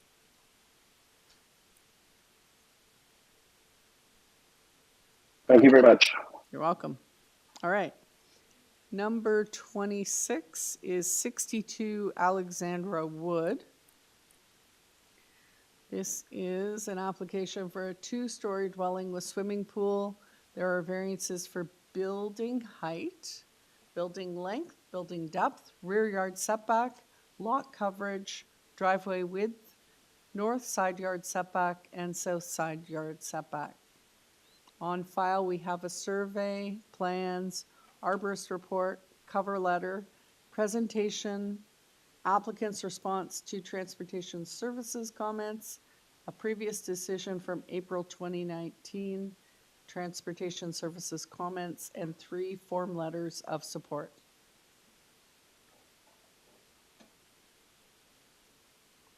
All right, do we have our applicant online? Hi, I'm Jim Pfeffer from 95 St. Clair Avenue West. If we could get the presentation up, that would be lovely. All right.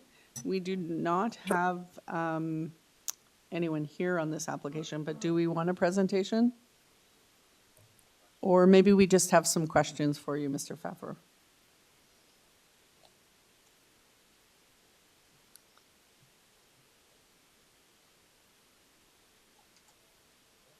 Yep, go ahead. Sorry, Mr. Bertolo. No problem. Thank you, Madam Chair. Mr. Pfeffer, as it pertains to variance number 5, the proposed lot coverage, can you just explain the 35 versus the 49.6, and also how it relates to the previous decision, because that one was approved at a higher rate, and what the difference between then and now is? I think there's a couple of things. We were the actual applicants for the prior decision, and as you note, that prior decision had, a considerably higher lot coverage. In the prior decision, part of the lot coverage was for for a rear deck, I believe, for a covered rear deck, which was larger than 5% of the lot area, I think. So it wasn't enclosed space, but on the other hand, it was an impactful thing, which was counted as lot coverage by the zoning bylaw. So this house is actually, we've got, obviously less lot coverage and less height than that prior application. So this is, in many ways, it's kind of a preferable and smaller application than what the committee approved in 2019. Understood. And can you walk me through variance number 2 as it relates to the length? Because we're seeing a significant increase there as well. Yeah, if you want to take a look at the second page of my presentation. So, this length variance, it's not out of keeping. This is the arborist report. We have a presentation.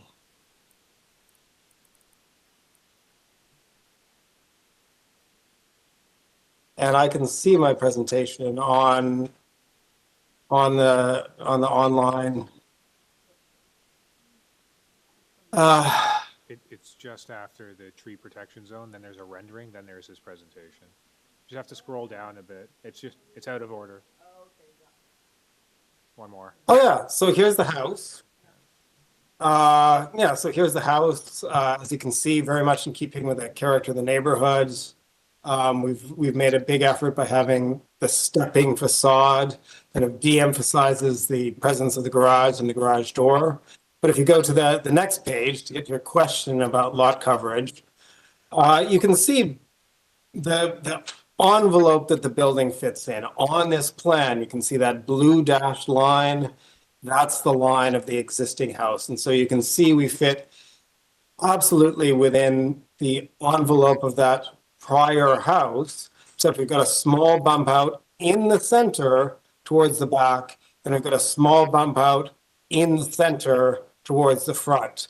And you can see in the front, we're kind of in line with the neighbors on each side, and in the back, we're actually shorter than that house that's to the south on the left side of this drawing. So, you know, coverage is a measure of the building envelope, and we match what's existing, and we're in keeping with the character of the neighborhood. If you take a look at the next page, this next page has this aerial view of the block, and you can see the kind of box that we're proposing is very similar to the sort of length and coverage you see, particularly on the lots in this neighborhood of a similar width. Like you can see in that upper right-hand corner, you can see 53 Alexandra Wood, which is a very large house with got a similarly large lot coverage variance. You can see our box is actually not dissimilar to the house just to the left of that.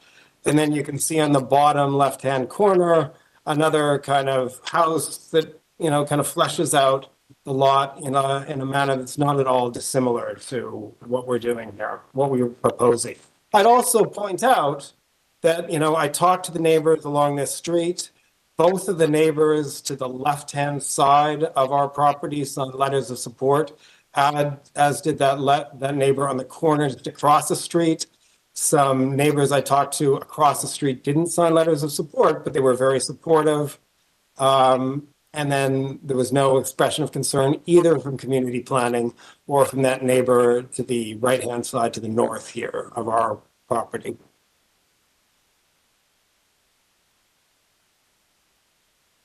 Yeah, and if you want, you know, if you're interested on the next page down, just to talk about, you know, I'm not doing a presentation, but so what was approved in 2019, you can see on the top right-hand corner.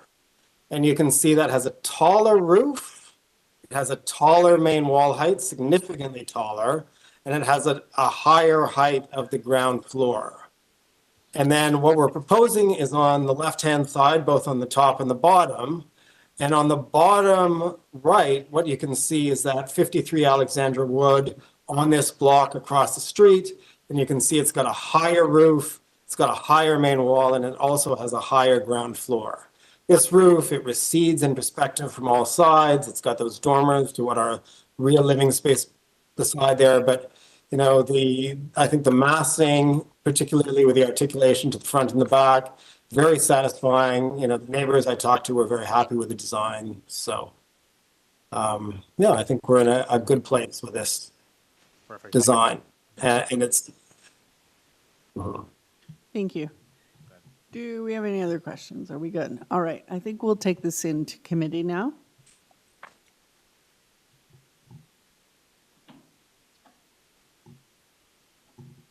I would just suggest that if we were going to make a motion for approval, maybe tie the building length and depth to the site plan, because it really bumps, it's the bump out at the front and the back that account for that extra depth and length.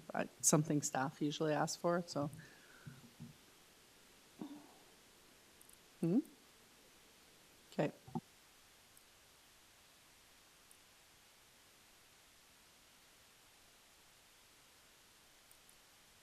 Now, transportation. Do we still have an outstanding concern?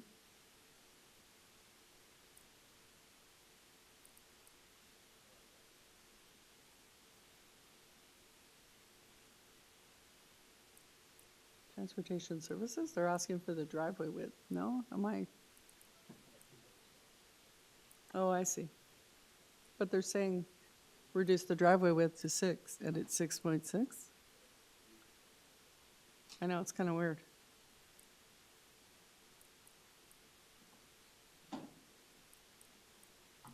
Let me go back to there is a driveway variance, right?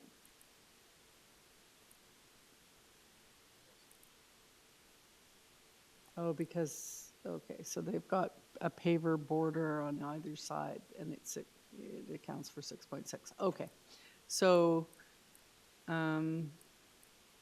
it's whether we want to apply transportation services comments or not.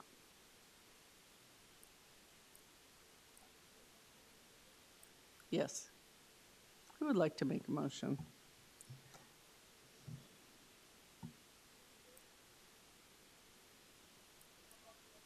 No, go ahead. Thank you. All right. Thank you, Madam Chair, through you. In reviewing the application, I had some concerns about the percent increase in the lot coverage, but looking at what was previously approved, what the applicant has here before us and the general nature of the neighborhood, I think the design fits in. Therefore, I will put forward a motion to approve this application, subject that it be developed substantially in accordance with the site plan attached here, and subject to forestry condition number 1, and that is all. Do I have a seconder? Mr. Kipu? All right, all in favor? Oh, go. 1 minute, sorry.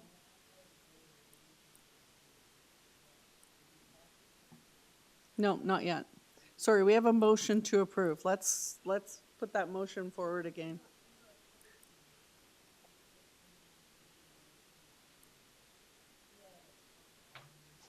All right. Motion to approve. Do we have, take a vote. All in favor? That is unanimous. Your application's been approved. Thank you very much. Have a great long weekend, everyone. Thank you. All right, item 27, 546 Coldstream Avenue. This is an application to replace an existing deck with a new two-tiered deck. The variances for area of a platform and lot coverage. On file, we have a survey, plans, supporting material, pages from the permit application, community planning report, and 3 letters of support. I take it you are our applicant. All right, and your name and address, please. Oh, I don't think your microphone's on. That would help. Thank you. My name is Devin Marin, address 11 Ordnance Street in Toronto. Thank you. We don't have anybody here. It's not that complex an application. Do we have any questions for the applicant?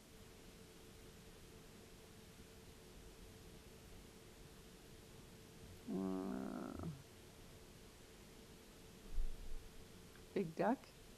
Maybe we'll just put the plans up for a sec. Is the deck we're talking about at the second story or above? I can clarify that if I can have a moment to speak on that. I'm having trouble finding the plan. Survey.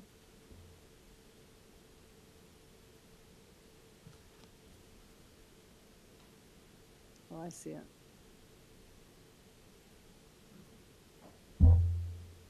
Two tiers, right, but it's coming out of the main floor. The main correct? floor, yes.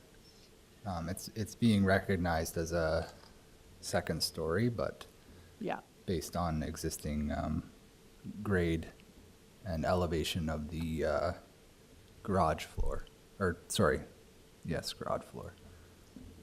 And are any of your letters of support from your immediate neighbors? Yes, the letters of support are from the sides and rear neighbors. Okay. Yes. So they all wrote letters of support? Yes, they did. Or signed letters, yeah. Yeah. Okay. I believe they were attached. Okay, does anyone have any other questions for the applicant? There is a community planning report. You've seen the condition of community planning saying that variance number 2 regarding lot coverage be developed substantially in accordance with the site plan drawing. You okay with that? If you could just bear with me and sure, we can. It's up on the screen if you want to read it. Yeah.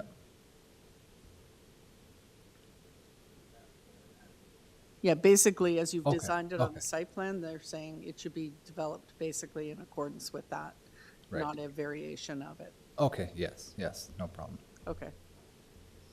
All right, shall we take this into committee? All right, thank you. Does somebody want to bring a motion forward? I'm willing to bring the motion. So I'd bring the motion to approve, subject to the recommendation of the staff that variance number 2 regarding lot coverage be developed substantially in accordance with the site plan drawing submitted to the Committee of Adjustment and attached as attachment 1 of this. Thank you, Mr. Schwartz. Okay, seconder. Mr. Bertolo. All in favor? That's unanimous. Your application's been approved. Thank you very much. Appreciate it. All right. Last but not least, 476 Glen Park Avenue. Yeah. Let's bite your tongue. This is for a new two-unit, two-story house. We have variances for building length, height of building, front main wall height, rear main wall height, eave projection into east side lot line, east side yard, driveway width, and lot coverage. On file, we have a survey, plans, revised plans, a site plan, site photos, urban forestry memo, one form letter of support with 14 signatures, and one letter of concern from 474 Glen Park Avenue.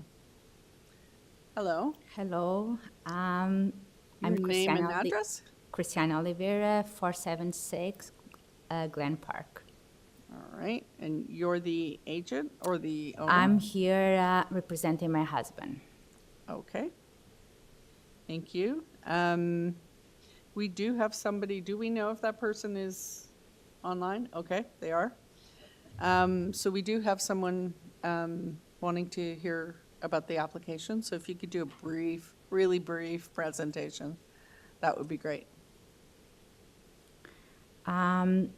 We believe our proposal is up with the development of our neighborhood, and we do have most of our neighbors' support.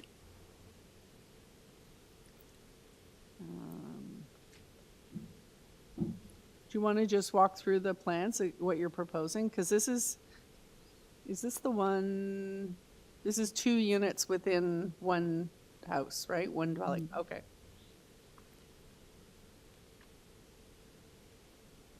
Yes.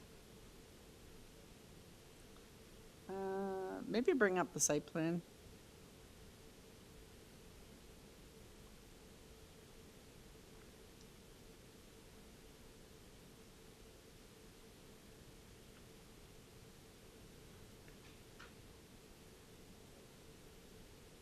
Or maybe we just ask questions.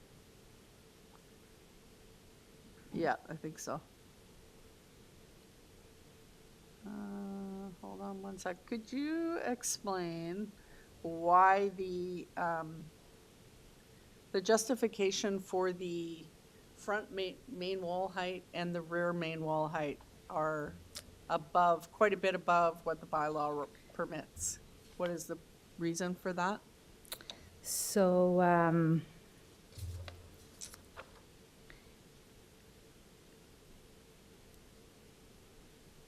it's because we do not include the below the ground garage, right? So that's why we are higher. Sorry, my husband couldn't come because he couldn't take the day off. So I'm not too deep with the technical aspects. The measurements and with the drawings, but that's the reason why, like the house beside it, which is for I haven't noted down for just a minute.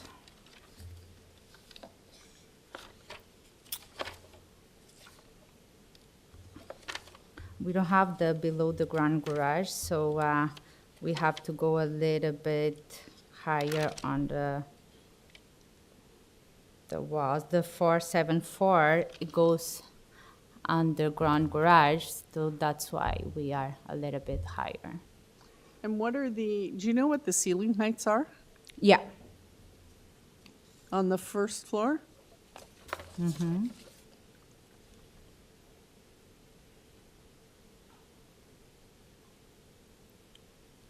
Yes.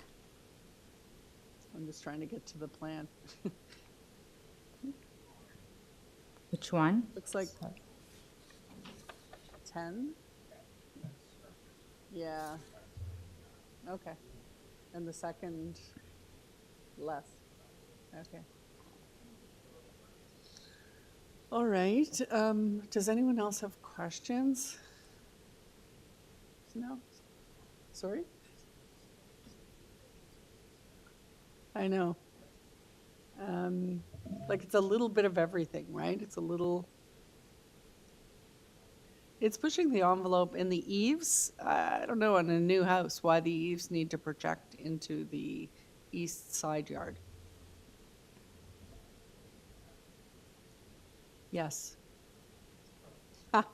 Because they're proposing, it's requirement of 0.9 and they're proposing 0.6.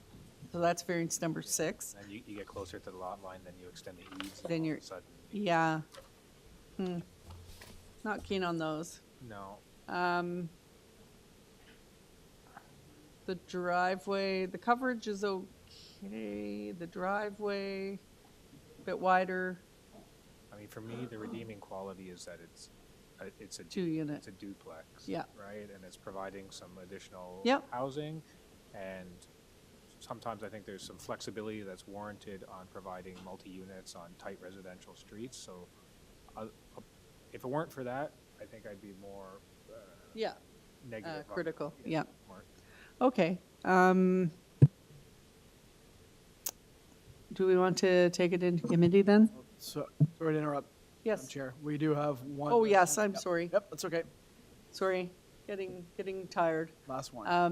All right, so we do have somebody, a neighbor, I believe, that wishes to speak to the application. So let's hear from them.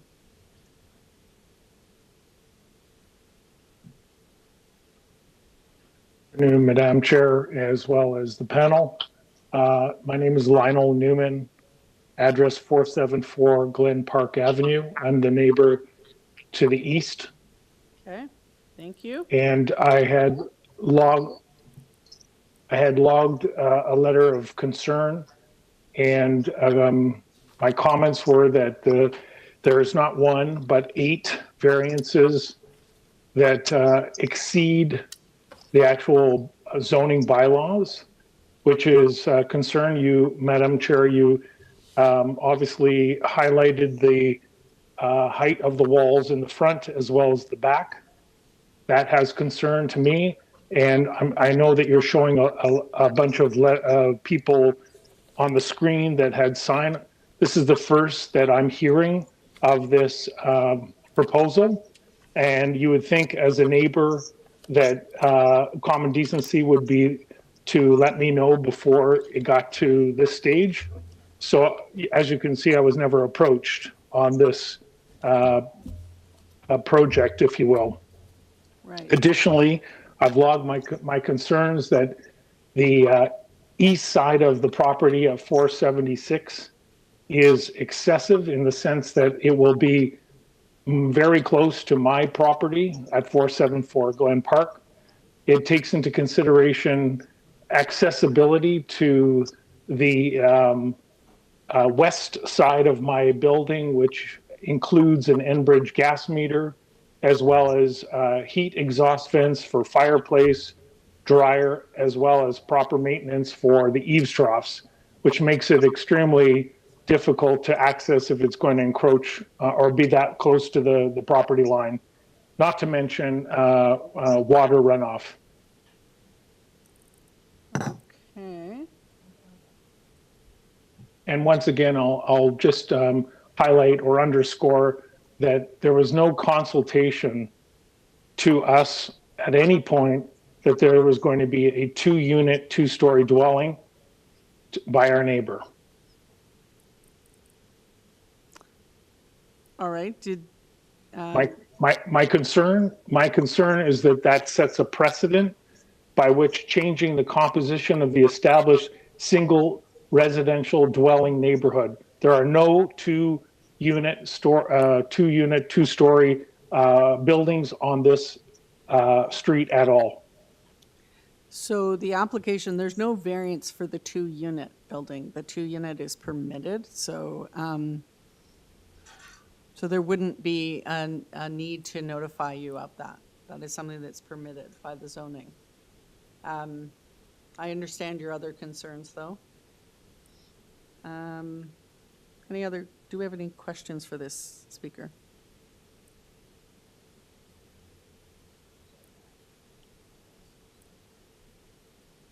Right.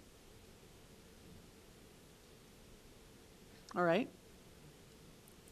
Yeah, I would add, Madam Speaker, that the extra 1.5 meters is going to block sunlight to my skylights on the west side of my house. Are they on the wall or the roof? They're on the ceiling. They're on the roof. Okay. All right, we can let the applicant, is that all your concerns at this point? And we'll let the applicant respond to you? Or do you have more? I've logged all my concerns. Thank you. Thank you. Do you want to provide a response to the applicant? Yes, please. Or the resident? The same way we went to notify our neighbors, we went to 474. They did not respond the door. The property line, my neighbor has 2 feet from his property line. That's exactly where we're trying to do from our property line. So I think that's exactly what he has, and that's what we're trying to do on our property. Okay. That's my answer to. Thank you. Any questions for the applicant at this point? No? All right. I think we'll take this into committee. Thank you. Thank you. Okay. I can start with some initial comments if you want. Sure, go ahead. I understand the concerns of the neighbor who just spoke there.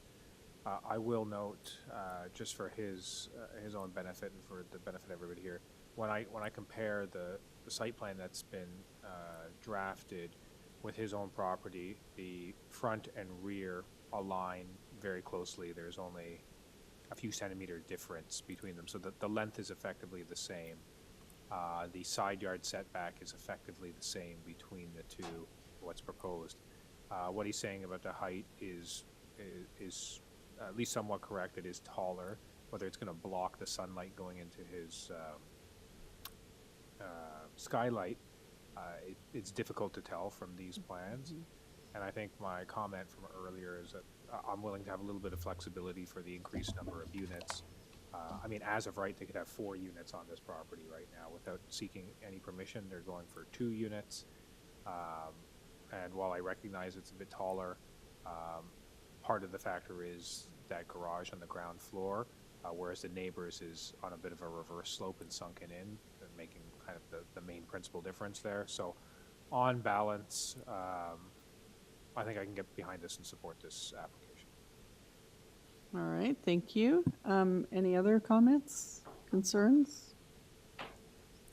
Just a question on the eaves, and I'm looking at what's going on in the west of this property where the neighbor is close. Yeah, I mean, you're saying that the frontage is going to be around the same, the setback on the front is about the same. What about the eaves? Because I know you noted that before. On the east side. On the east side. I mean, both properties' eaves are pretty close to the lot line. Yeah. Right. Just because the setbacks are very tight. Yeah, I guess they probably have a similar situation. They do a very similar. Yeah. If you, whereas on the west side, the setback's greater. site plan, you can see right in there. It's the site plan.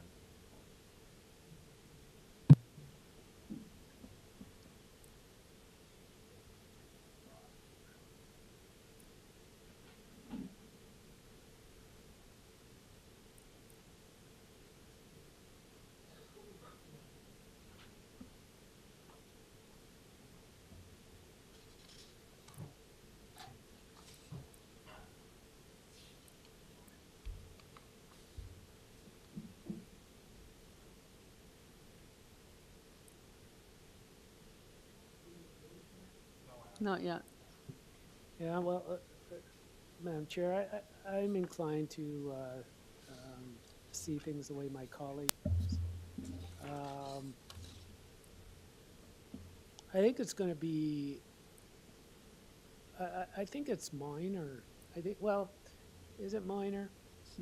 It's on the borderline of minor, but it serves a good social purpose. Mm-hmm. And it didn't blow that social purpose out of the water. It looks like a single family home. Yep. So I think it's pretty nice, actually. It probably enhances, so I think I can get behind it too. All right.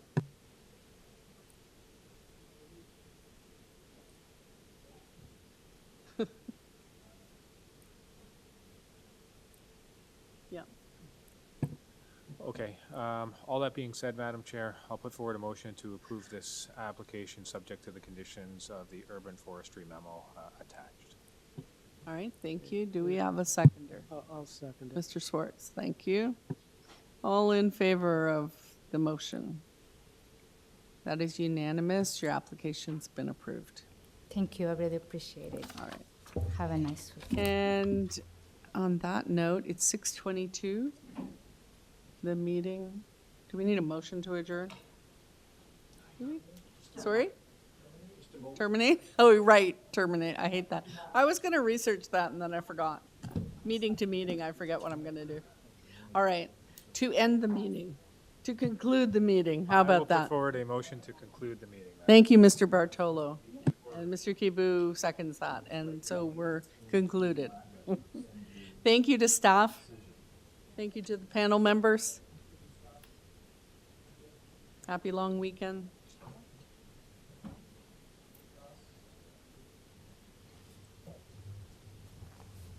Ah.